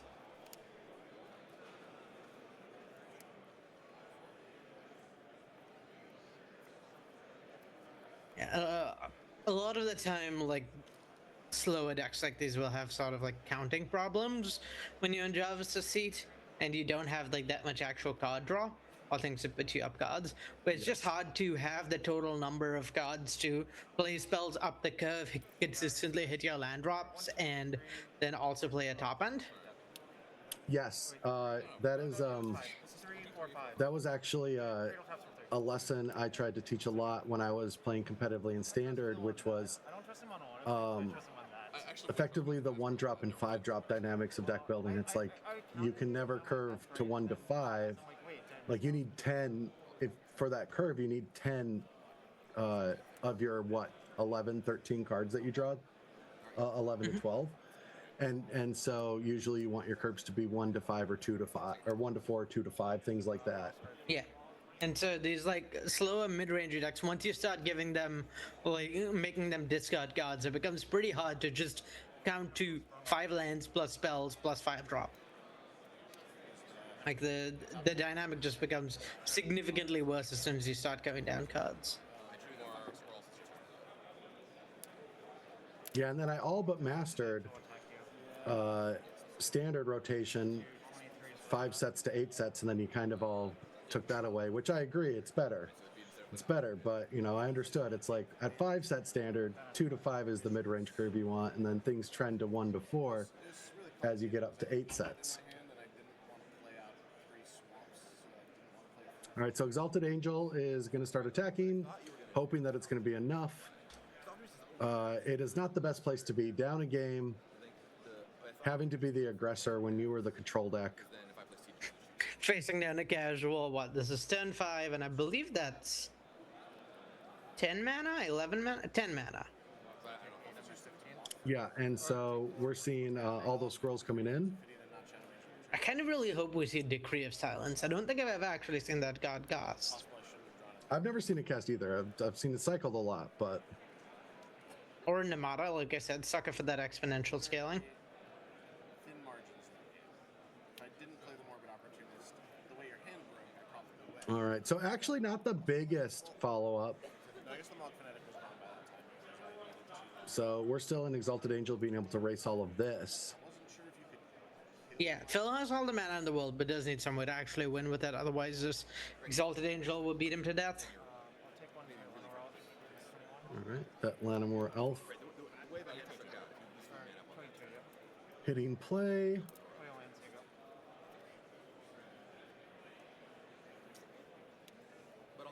All right, so going to Phil's turn. There's a lot of good draws here. Opposition wins, Decree of Silence, and Stroke of Genius nearly win. Nemata nearly wins. Yeah. It makes you wonder, I guess, if... Makes you wonder, I guess, if... Yeah, fun fact, that decree is in hand. Wow, okay. Yeah, it being like cycled to counter something also really good here, felt out of action. I think that would also make sense to me. But yeah, either way seems like a tough card for Gavin's like rampy deck that is reliant on the strength of individual cards to beat. 4, 5. I think we're gonna see Hermit. Oh my god, and those tokens are squirrels. Is it saplings or squirrels? I think Aegon Harvest is squirrels. It is squirrels.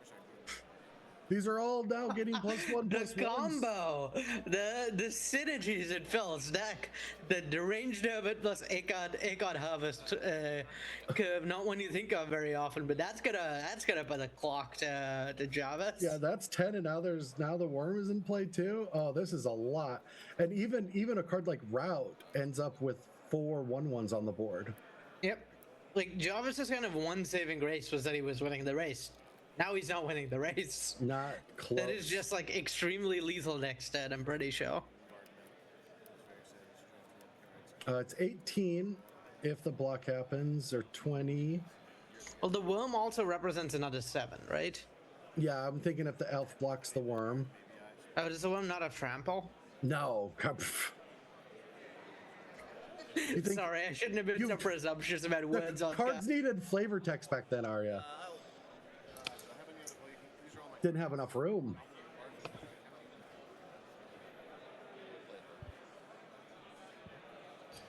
One card that did was Silvos. That's one of my old school favorites.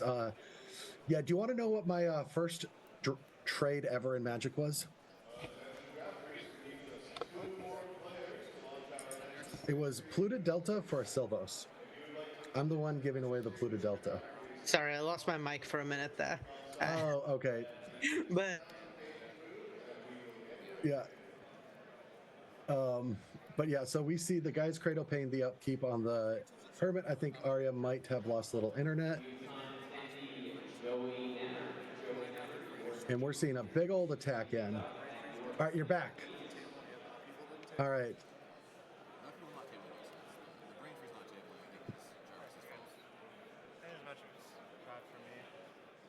Yeah, that was still enough damage. Yeah, so that ends the game. But yeah, what I was saying is we were talking about trample, and I was like, no, it does not have trample. But one of the cards in the cube does, which is Sylvos Rogue Elemental. And do you want to know a fun fact of Teenage Brad? Yes. I mean, no. I mean, I also thought Well Wisher was the best card in Magic, and that Wizards was just, I don't get how they missed a card. Like, how could you gain this much life? How could you allow for this, right? So we've learned lessons. Yeah. But yeah, so that is the conclusion of round 2. We saw Jarvis lose. So that means that we're going to see yeah, but one of the most classic battles of all time, squirrels versus goblins. Just the ultimate battle.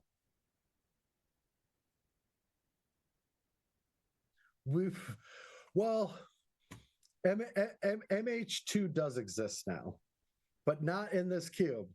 Not in this cube. So we will see what happens. Yeah, and it does seem like we're going to figure out the technical issue with Arya. And for now, we're going to go take a break so it doesn't look like that I'm just talking to myself. But yeah. All right, you should be able to hear Arya now. Let's get a test in. Great. Chat, can you hear me? Because I'm excited to cast some squirrels versus goblins. Yes, some squirrels versus goblins action. But yeah, so quick link to our American Foundation for Suicide Prevention. This is what we're raising money for CubeCon 2025. But we're going to take a short break before we get to the finals between Phil and Gavin Verhey playing goblins versus, I guess, Squirrel Tribal. We'll see you soon. 100 Ways to Draft is a peasant build-around cube with a twist on the drafting portion. During the draft, you will start with 3 packs of 15 cards, as well as a Clockwork Librarian. This card allows you to pick 2 cards from a pack. When you do, you have to put the Librarian into this booster. This introduces a new dimension to the draft, and you're able to pick up Librarians from future boosters, ensuring later picks are rarely dead for players. To prepare you for the cube, here are a few tips before your first draft. This cube heavily focuses on build-around strategies. While drafting, use your Clockwork Librarian to ensure you can pick up strong card combos from a single pack. You can also pick up multiple Librarians and use more than one on a single pack later. There are no classic color pair archetypes to draft. This approach has eliminated on-rails drafting, and you have to evaluate your picks during every stage of the draft. Lastly, in comparison with other peasant cubes, 100 Ways to Draft has a lot less removal and interaction. Playing and drafting removal comes with a high cost, as it will slow down your own strategy. Here are some possible strategies. Counterbalance. Persist combo. Teshar. Sword combo.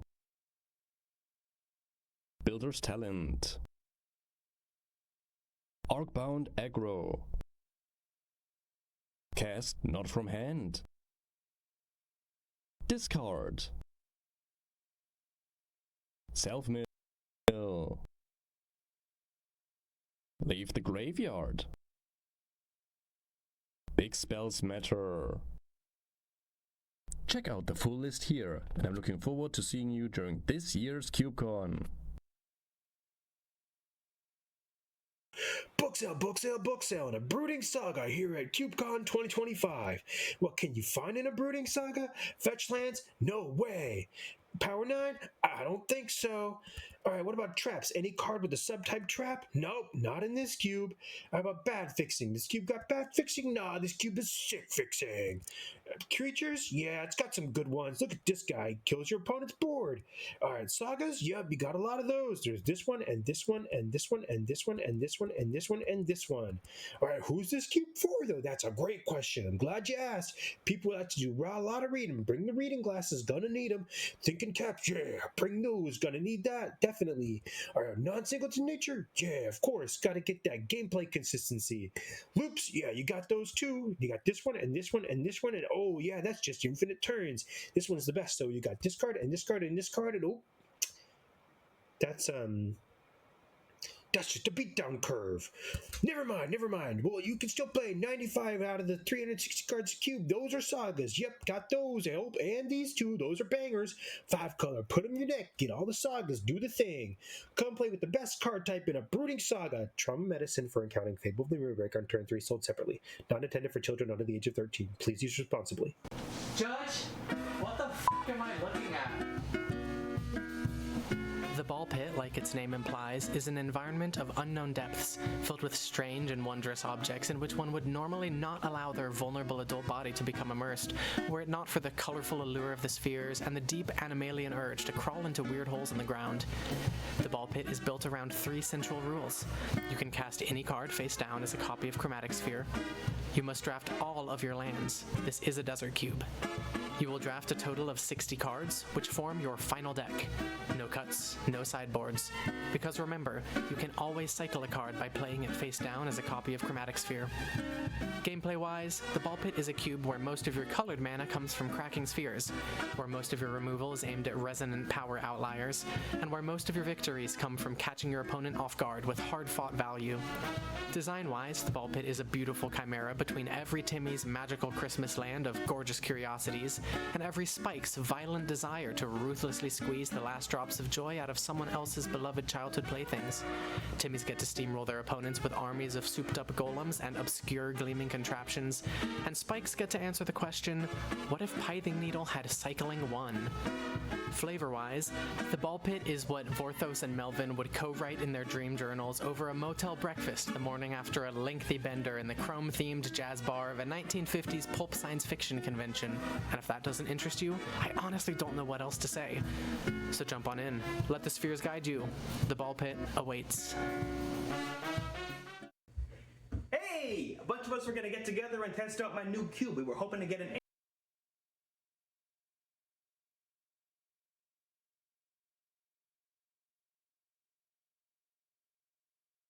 There is a vote going on, so exclamation vote will let you know vote for which cube of these 3 you're going to want to see on Magic Online. Now, I love this kind of stuff. I haven't dug through these decks yet, but after I'm done with coverage, Arya, I am going to be digging in and voting myself. So in the chat, exclamation vote, you're going to get to pick between A Study in Harmony, Truly Maddening Tempo, and Enchanted Evening.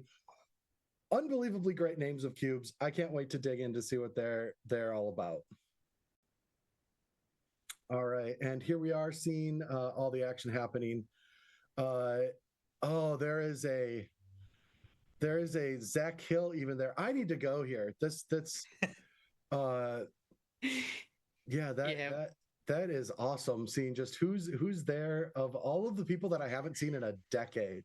Madison really has found a way to bring the community of Cube together in Madison. I have loved my time here. Thank you so much to the team for inviting me to commentate. It's been a couple years. I've been a bit rusty, but I've been enjoying my time. So thank you, chat, for hanging out with us. And Arya, we've got a finals, and maybe one of the biggest names in Magic, Gavin Verhey, playing old school Goblin aggro against Phil's Simic Good Stuff deck. We saw Cradle do a lot of great things. We'll step into the action in just a second, but I just want to hear about our fundraising for American Foundation for Suicide Prevention. Exclamation donate in the chat. You're going to be able to take a look at all these cool rewards that you can get from here. Some awesome play mats, just a ton of variety of different things that you could get as rewards and also help a good cause. So please take a look at this when you have time. But now let's get into the action. While our players are getting set up, Arya, how do you think this match is going to play? So I think it's going to be like pretty pushed in one direction or the other pretty quickly. I think the Goblins deck is really favored. Really good at getting to the ground, being low to the ground. Phil's deck doesn't exactly have a lot of removal for it. And then you look at things like Sharpsmith, Goblin Sharpshooter, like a bunch of pingers are really, really good against Phil's deck. So a lot of stuff that lines up very well. But Phil's deck does have Gaia's Cradle. Very easily the single most powerful card in the cube. So you could have these snowbally games where Phil's deck wins as well. Just either way, it's gonna be fast. Yeah, and so we did see Phil mulligan to 5, start with an island, Goblin Guide not giving any extra value. And like you said, goblins, cards like Sparksmith and Sharpshooter, these are all stars against creatures. And Gavin's had to weather a lot of storm playing against control decks. And so getting to be on the play, yeah, the game's over. Anyone that has ever played against creature decks, against a Sparksmith, it's just a phenomenal Magic card. Well, the game's really over because Phil missed his second land. Yes. Yeah, like sitting down, mulling to 5, seeing Goblin Guy turn 1, going, well, at least it undoes my mulligan, and then see smell off the top is brutal. All right. Well, hopefully the players have enough time to finish this match because it is timed. Yeah, I don't know. 59 minutes. You think we could support another 2 of those? Hard to say. Yeah, it'd be difficult. All right. So both players are keeping 7 this time. No Birds of Paradise for Phil. But we do see a Mog Fanatic, another great card that would have been able to deal with that Birds. All right. Overgrown Tomb coming into play tapped. All right. 1 damage from a Fanatic. Rishadan Port, and going to just tap down a land. Yeah, and that's a pretty nice play because you can tell Phil probably doesn't have a 2-drop. If he did, he'd just have shocked in the land last turn to play it. So knowing that, like, tapping the thing down with your Rishadan Pot is essentially buying you a whole turn, it makes it a pretty strong action to take. Yeah, and the interesting thing about Goblins is why I find it such a fascinating, aggressive strategy is it's not always about making sure that you curve. Some games you want to do that, but it's also one of those decks that has its own velocity, right? Now, we've seen Phil in the last match have Gaia's Cradle and do a lot of crazy things, and Gavin hasn't played against a matchup that allowed him to have a lot of creatures in play for a long period of time. But these decks can snowball out of control with Matron and Ringleader and Siege Gang Commander finding all of these different combo pieces. And so Gavin is in the tank, though. I'm curious. Yeah, the only time I have seen Gavin this locked in is when he's running through a MagicCon hall needing to get to his next thing. All right, tapping down that Overrun Tomb. Not really to start Gavin once. You really want to be applying pressure at the gate and maybe have one of your like punishes small creatures deployed. Just activating Port 2 turns in a row, not ideal. Yeah. With what I believe keeping that 7, I wouldn't be shocked to see a Ringleader hit the board right now. All right, Wood Elves finding a forest, getting that acceleration going. And Gavin is running out of time to like put Phil on the back foot. Like before too long, Phil's late game will take over. So you, in Gavin City, you really need to find stuff to deploy quickly. Yes. Yeah, it's going to be important for Gavin to have a decent turn right here.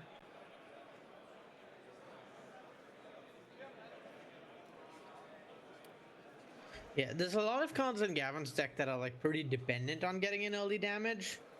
Like the Blitzcat or Sulfuric Vortex are like cards that are disproportionately strong when you do get in some early chip damage. So yeah, just not having gotten in that much kind of puts Gavin on the back foot because now he has all these draws in his deck that are a lot weaker than if he had applied some early pressure.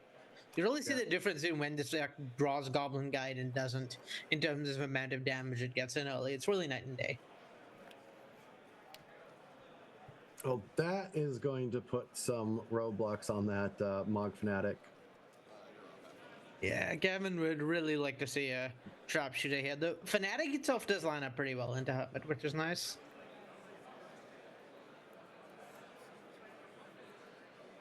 Yeah, I'm very curious what is in Gavin's hand, just because keeping 7, it has been a little lackluster. Potentially Siege Gang Commander here. Yeah, Commander would make sense. Sort of deranged Hermit of his own. Maybe he just really valued locking down Phil's lands. All right, that is something Stinger. I forgot exactly what it is. Get to Slinger. It has Echo, and when it comes to play, it deals 2 damage to target creature or player.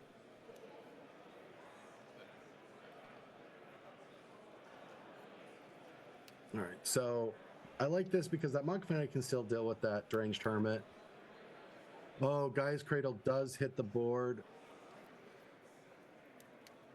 Yeah, Cradle is tough there. I think Gavin was about to get a bunch out of essentially like time walking Phil, forcing him to pay for that druid and then picking it down. But yeah, Cradle undoes really like any damage in terms of amount of mana that Phil is producing. I suppose Wishing and Pot does do a pretty good job keeping Cradle tapped down the early game. Yep. Now it seems like a necessity in case there's some massive spell. Stroke of Genius is the only real thing that Phil can do with it to get a lot of value. So yeah, gonna get rid of that Hermit to get all those scrolls back to a 1/1. Pass the turn, hit that. Oh, there it is! That is another Stroke of Genius for 7. Yeah, this is very much the other sort of game we were talking about, the one where Phil runs away with it. It's hard to imagine Gavin coming back from here. A lot of his threats are really scary. Sting Scourge or Sharpshooter. Those take a turn cycle to get going, and Phil is paid to get to untap with having drawn 7 cards last turn. So one has to assume his deck can do something here that basically locks up the game. Yeah, no, correct me if I'm wrong. I did forget though. Is Blistering Firecat a 7/1 or 17/1? I think it's just a 7/1, unfortunately. Okay, that's not going to be enough then. All right, so Phil plays an MH2 Rishadan Port meme card in Rishadan Dockhand. Has the same ability as Rishadan Port, but is a 1/2 Merfolk.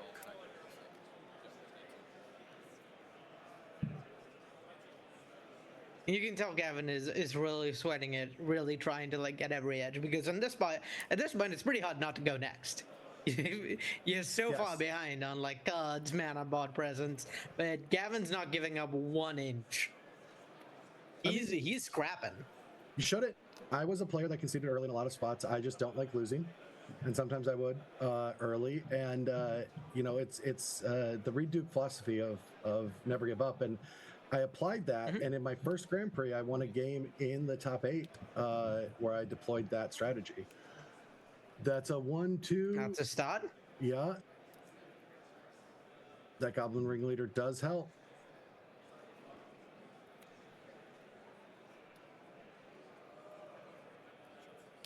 All right, and getting that Sharpshooter play. Now this could completely change the game. Yeah, if there's not an answer to the Sharpshooter from Phil, then Gavin might still be pretty live here. And we, looking at the deck list, we know that the only answer to it, true answer would be a Mana War for a single turn. So this turn would have to be a Waterfront Bouncer and a Mana War to just keep it locked for the rest of the game. Yeah, or a Mana War hold up Mystic Snake. Yep. Or Decree of Silence. Suppose like Chain of Vapor hold up one of those as well also works. So there's ways. There's just not great ways. Yeah, it all starts with Mana War.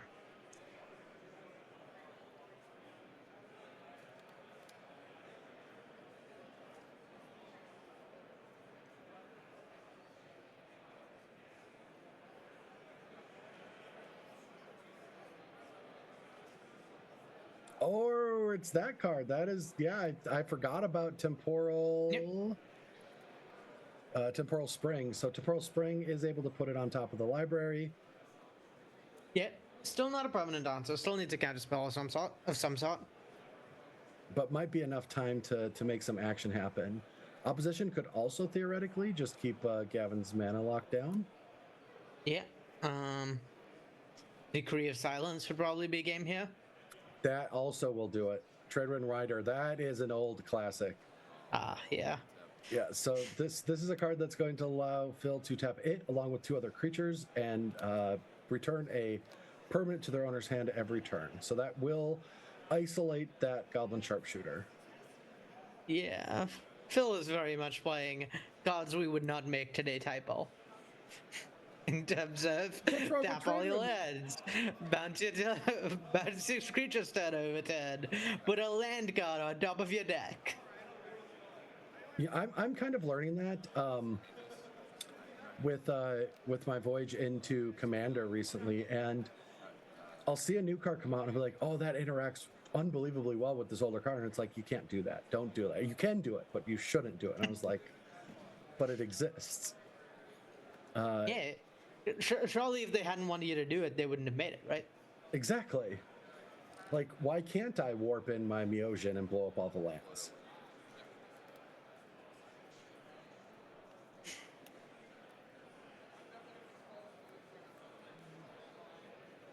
All right, so we do see a Barbarian Ring, which we're 4 cards away from Threshold to allow that to happen, but finding some way to get that Treadwind Rider off the board is going to be quite important.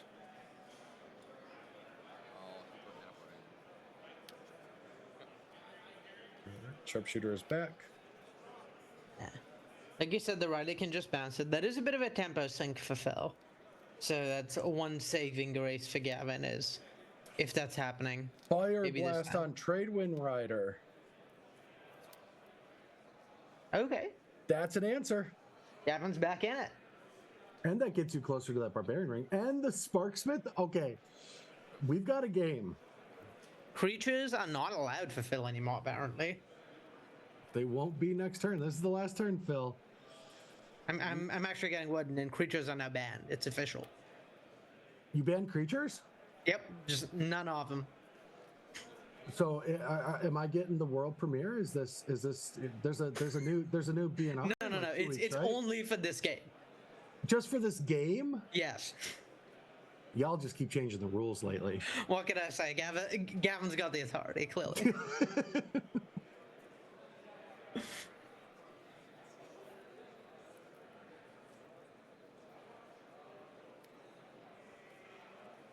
All right. This seems like the probe. There's the probe. Gavin's losing the last 2 cards.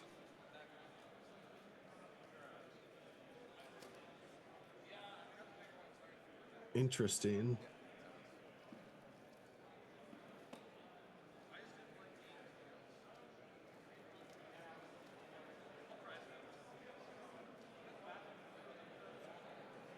And this is still something of a desperation, bro, because you need to find a way to answer that sharpshooter and maybe even that spark stinger, otherwise none of this matters.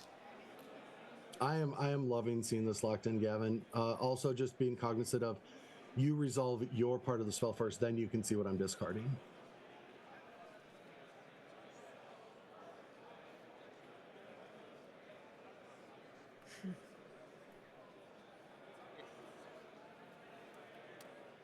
All right, Lightning Helix and the Pyromancer going to the graveyard. And those are both among Gavin's sources of like direct or burst damage, so it's good for Phil to know those are no longer available or something he has to play around. Pretty useful information. And I can see why Gavin waited on discarding those until Phil had finished resolving his part. All right, 5 green in the pool. Making room for Genesis. Oh, I played a lot of Genesis back in the day. So this is Genesis is nice, but I really hope Phil isn't attached to his board here. Oh yeah, because it's not going to be attached to the battlefield much longer.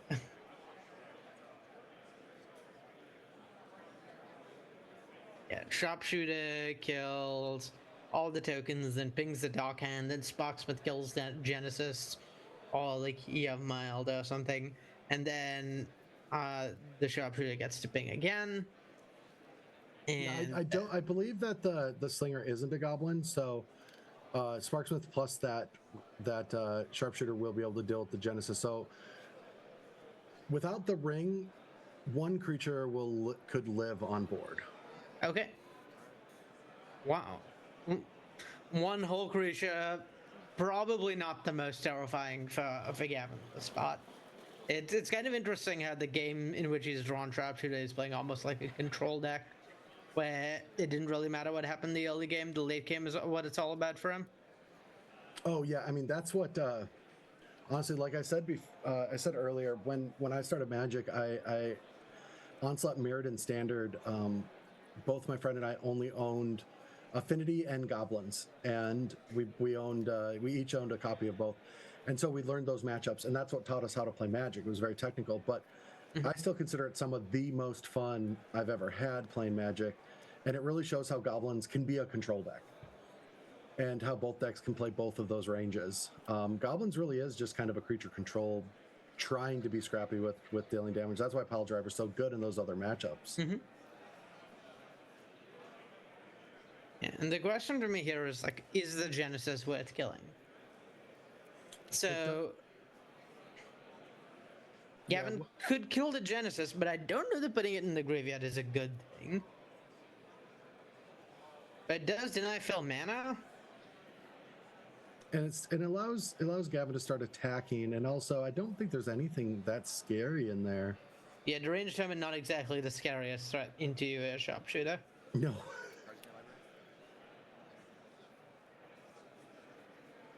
Cards in deck count? What is happening? Gavin's thinking about everything. I think Gavin was maybe wondering, is it possible for Phil to kill me in time? And with like this prison-esque lock I've assembled. Yeah. All right, there it is. And now those ringleaders are free to start swinging. Or those 2/2/2s. Yeah, and that damage adds up pretty quickly.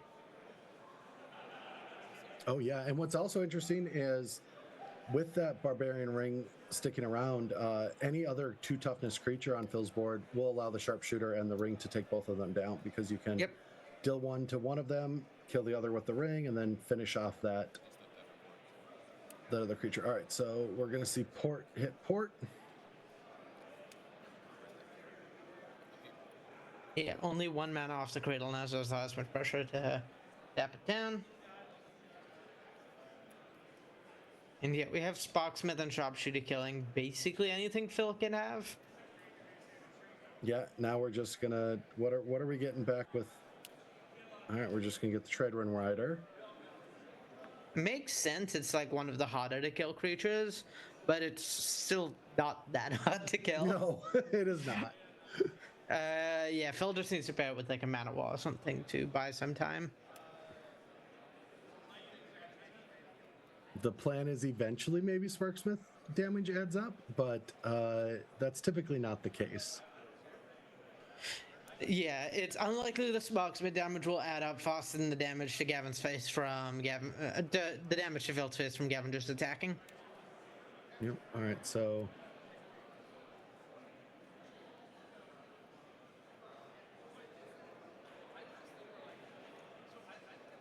All right. There's the rider.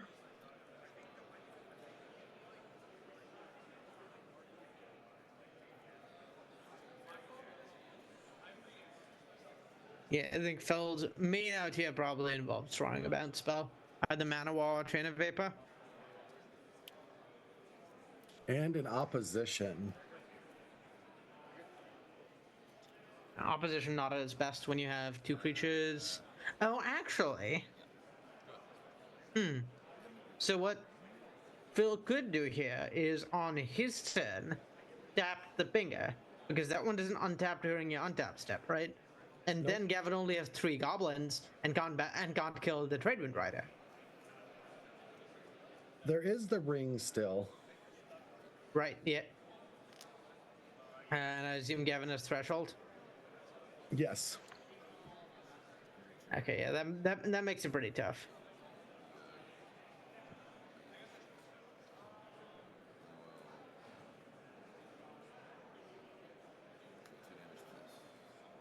Okay, deciding to kill that. Okay, now Phil can do that, right? Now he can tap the Pinger. Yes. Oh, I guess it's gonna untap when the ring trigger resolves. So you'd have to tap the Pinger like end of turn with this Treadwind Rider. It's not a great spot to be in, either way. Yeah, that's what would have had to have happened.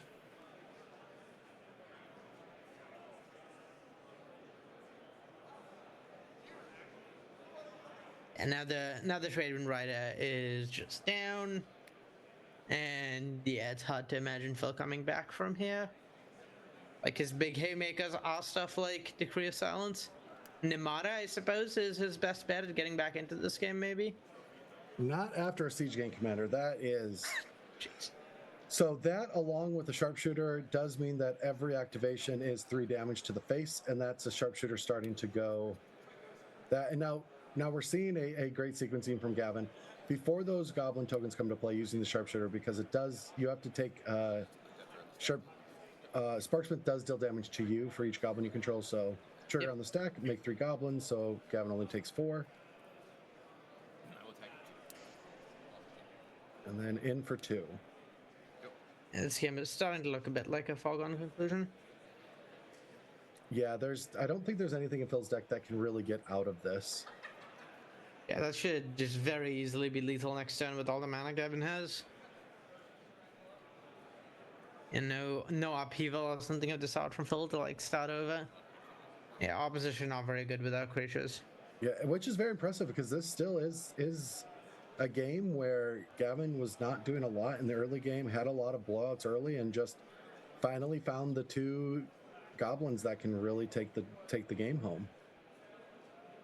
Yeah, I mean, testament to the long game power of this Goblin stack Gavin has drafted. Just, it was the open deck. We saw a bunch of the cards going late. Gavin identified the open lane, and he really got rewarded for it. Like, his deck is so cohesive. We're getting a question on where can one get those tokens? Well, I don't know. Well, you said put the tokens on, or where can one put his hands on those tokens? CubeCon 2026. Be sure to follow along for next year. You could play this cube most likely next year. All right, getting back Deranged Hermit.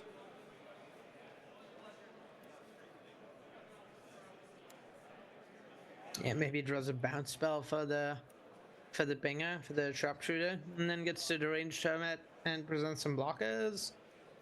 Still doesn't feel like it's going to be enough.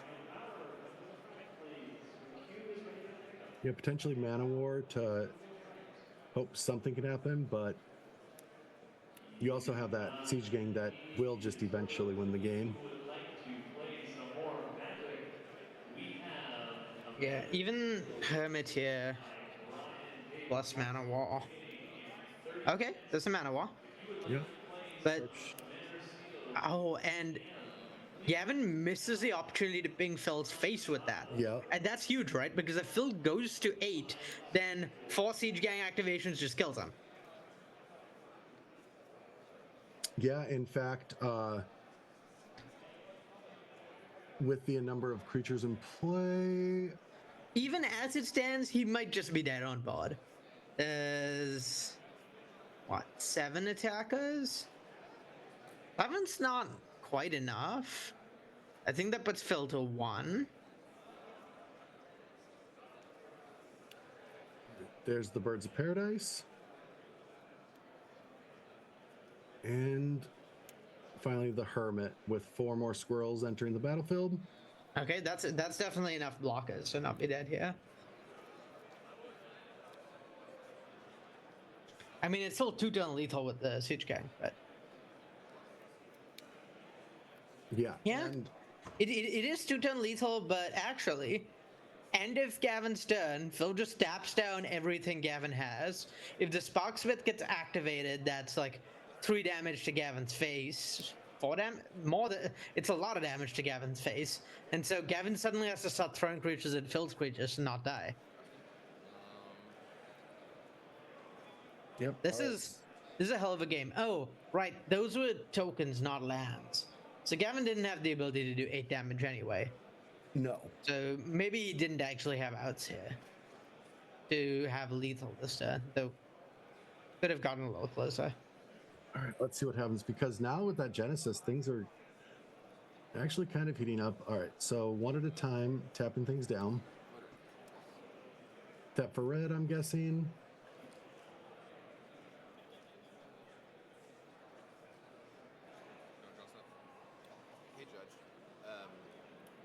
Phil can maybe like do the thing where you tap a land and upkeep, and then to make sure everyone doesn't float too much mana and use all the mana, tap another land and draw step.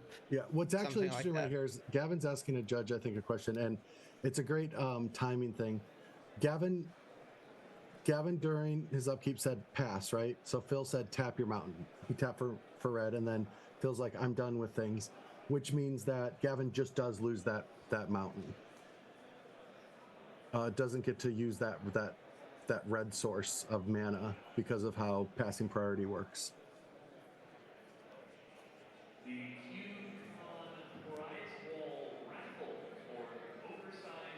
Yeah, that's the advantage of doing one in upkeep and then another one later. So you get to just make it burn mana.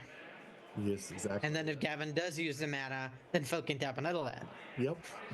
While mana floating. So there's really not a good solution there. Opposition is such a brutal card, and Phil is playing it really well. Have you thought about putting opposition in any of your starters? You know, I'll say I haven't thought about that, and I guess now I have thought about the idea since you put it in my head, so I can officially say I've thought about it and have decided not to. Who would I message to try to get that into, the next pre-cons? I don't know who led the last set of pre-cons. I tried it. I would say I'm like 95% sure it doesn't float, but myself. I'm gonna. All right, so maybe they're still waiting for a judge call, or Gavin's in the tank, but has not drawn. So I think they're waiting to get back word on what's happening to that red source. Yeah, so I guess this is a good time to talk about like what the path to victory looks like for both these players. I think Gavin's path to victory is just kills Phil with direct damage over 2 turns between the Siege Gang commander sacrificing and like maybe drawing burn spells. Whereas Phil's path to victory is just attack Gavin down. Like neither of these players have much time. Both these players are kind of presenting their opponent with a check, right? Yes. Phil has like fairly easy 2-turn lethal if he has 1-turn lethal if the deranged hermit isn't dealt with, and if the hermit is dealt with, then he has like probably 2-turn lethal but can't attack as much, so needs to draw something, but doesn't have a lot of mana off the Gaia's Cradle. Whereas Gavin is just gonna generate enough mana to kill Phil with the Siege Gang commander. Just needs to slowly do it over 2 turns instead of all at once. Yeah, so I believe it's this weird balancing act. Believe that Birds of Paradise tapping that plateau was moving to combat theoretically. I think that might have been draw step. Oh, it could be draw step, yeah. Yeah, that's a neat thing with opposition is it's easy to forget, but there's actually 2 steps that happen before your first main phase. And so if your opponent floats mana on one of them, you can make them waste some mana and then do it again. Really, really well maneuvered by Phil. All right. Yep, looks like it was draw step, tap the land, and then post combat play the Siege Gang. Or well, pre-combat main phase maybe, or post-combat main phase. One of the main phases. Yeah. That's all of Gavin's mana though. Plays the sharpshooter. So it's one. That's 11 damage in play. And so Gavin, theoretically, Gavin could get all of his creatures tapped and not really have to worry about that. Oh, the rest of the opposition isn't tapping any of the creatures? That is tough for Phil. I think like recognizing that he probably can't get an attack in here. Maybe gotta tap the Sparksmiths to like ensure the deranged the hermit sticks around. Yeah, this money really needs a removal spell for the Binger. And then once he has that, maybe he can go like hermit again, bounce the Binger, or like interact with the Binger in some way or the other. Yeah, does Genesis target? I have to look at Genesis. I think so, but I might be wrong. No, it's if you do return target creature. Oh yeah, I think it targets, but you don't have. like you don't have to pay the mana to resolution, so it's not like a reflexive trigger like we do these days. The target goes on the stack regardless of whether they're going to use it or not. Yeah, I don't know if that templating would be the same as how it would be worded nowadays. I think nowadays we're more likely to use a reflexive trigger, something like you may pay 3 mana when you do return target creature. Super knows whether or not you're going to do it when the target is chosen, rather than having to try and guess.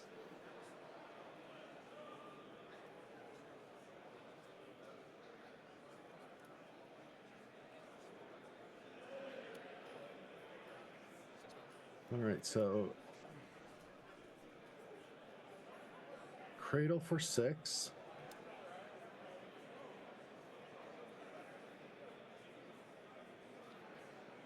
Trade Wind Rider comes in, 3 floating green for Phil.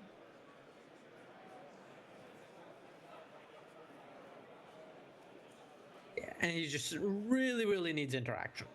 If he doesn't have interaction, then I believe land is lethal, probably. Yeah, and but also just like his whole board is dead. That's not interaction. So all those 1/1s in that Bird of Paradise are not long for this world.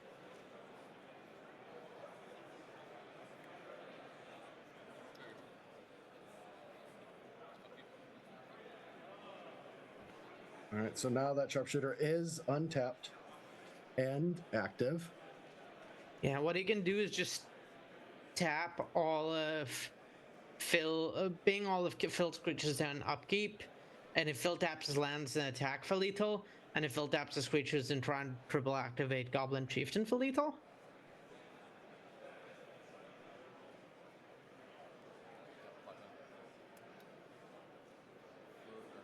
All right, tapping that plateau.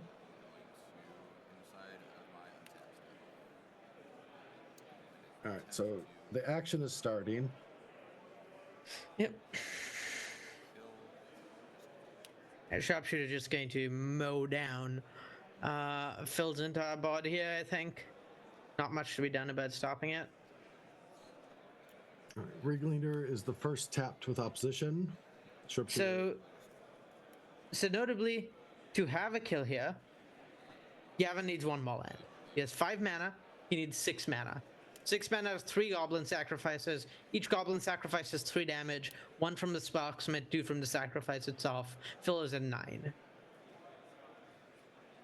So Gavin is currently 1 land short, does need to draw a land.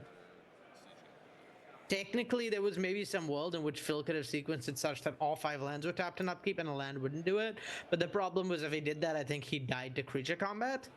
So yeah, makes sense to play it as he did, tapping down creatures. But yeah, Gavin is live to draw land and have that win the game for him. So here's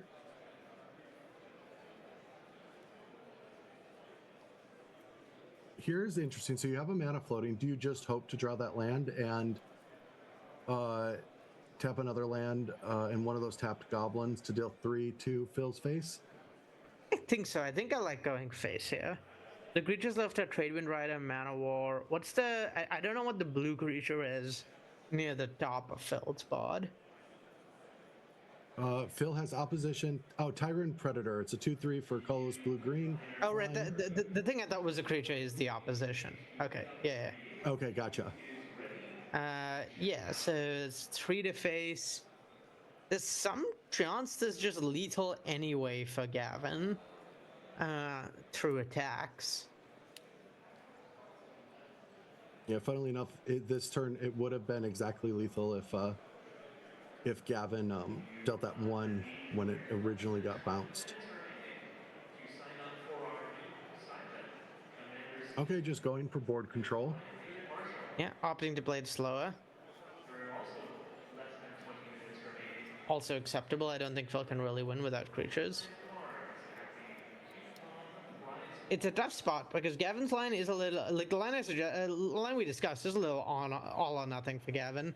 If he misses a land drop, he has sacrifice material for like very little tangible gain.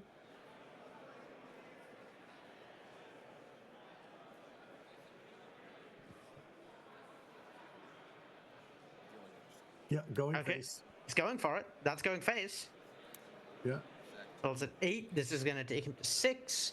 Another loop of this would take him to 3. I don't think Phil can afford to tap lands anymore, because he'll just die to combat if he does.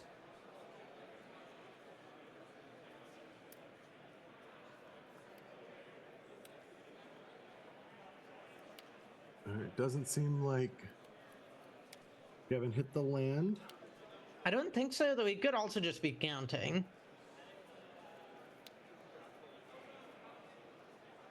This is not a place you want to mess up. Just want to make extra certain you have lethal. Yeah, it looks suspiciously not like a creature sacrifice. There's also like a squintillion other draws in Gavin's deck that do it. So a little bit of damage can get through here with that Goblin Guide. So moving into combat. I think Goblin Guide is lethal. Right? Because 4 creatures attack.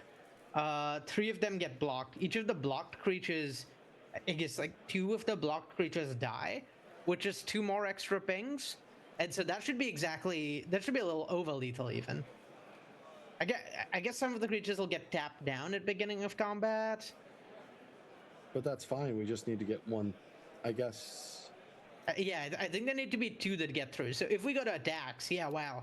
I think going to attacks means it's probably over. Yeah. Yep, for sure. Yeah, I think like if Phil had tapped those down, then like maybe there was something, but yeah, I don't like his chances. It seems pretty over regardless. All right, so they die. That's 2 triggers to sharpshooter. So ping, ping, untapped, ping down to 3, or no, still at 4. Now to 3. And yeah, that's exactly lethal. It's a little over lethal because the Sparksmith could kill another creature and untap the sharpshooter yet again. Yep, and then that's it.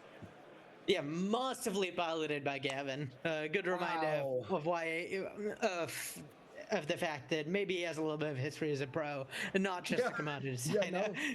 And yeah, just really well done finding the line. It was a hard line to find, and he found it.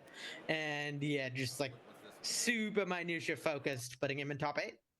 That's why I love creature mirrors like that. There's just so much going on both sides for the entire game. A lot of back and forth. Both players got to do what their decks wanted to do, and that's what you want to see from something like CubeCon.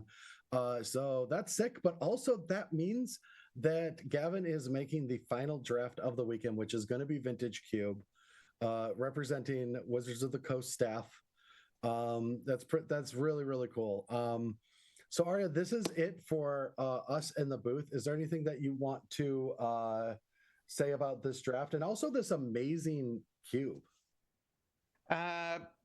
I mean, the draft was amazing. I was incredibly impressed by this cube. Like I said, it's a tough assignment. There's a lot of stuff about older cards that doesn't really hold up, and a lot of that was circumvented. Was like almost actually used to the cube's advantage in many ways. So really, really enjoyed watching that. Really enjoyed watching the games, and really, really enjoyed being part of this event with an amazing charity that we're raising money for. American Foundation for Suicide Prevention. Exclamation by donate in chat to get a link. That's what this whole event's for. We're trying to raise money for them. And yeah, really near and dear cause to all of our hearts who have been involved with this event. Very, very important. Yeah. So yeah, please do donate. It would mean a lot. Even a little bit if you could chip in. There's also all these amazing donation incentives. Yeah. And then we're going to be, that's it for us though. We had our time in the top 64, but we are moving out of the way for the top 8. And we've got Manny and who? I'm back for top 8. You get to do, wait, you're doing both? I didn't even know that. That's cheating. You got the vintage cube too? Yeah, I'm looking forward to it. I love casting competitive vintage cube. Yeah, and I also say it's going to be great because Manny is such a pro. A lot easier to do commentary with than myself, but I had such a blast with you, Arya. Thank you so much for going through that top 32 draft with me. And have fun with the vintage cube because that I'm going to be going to watch and probably playing a little vintage cube right now on Magic Online. Thank you. Well, I watch you all. But thank you, everyone. We'll take a short break and we'll be back in the booth with Arya and Manny getting that top 8 draft started. Thanks so much, everyone. You have a wonderful weekend.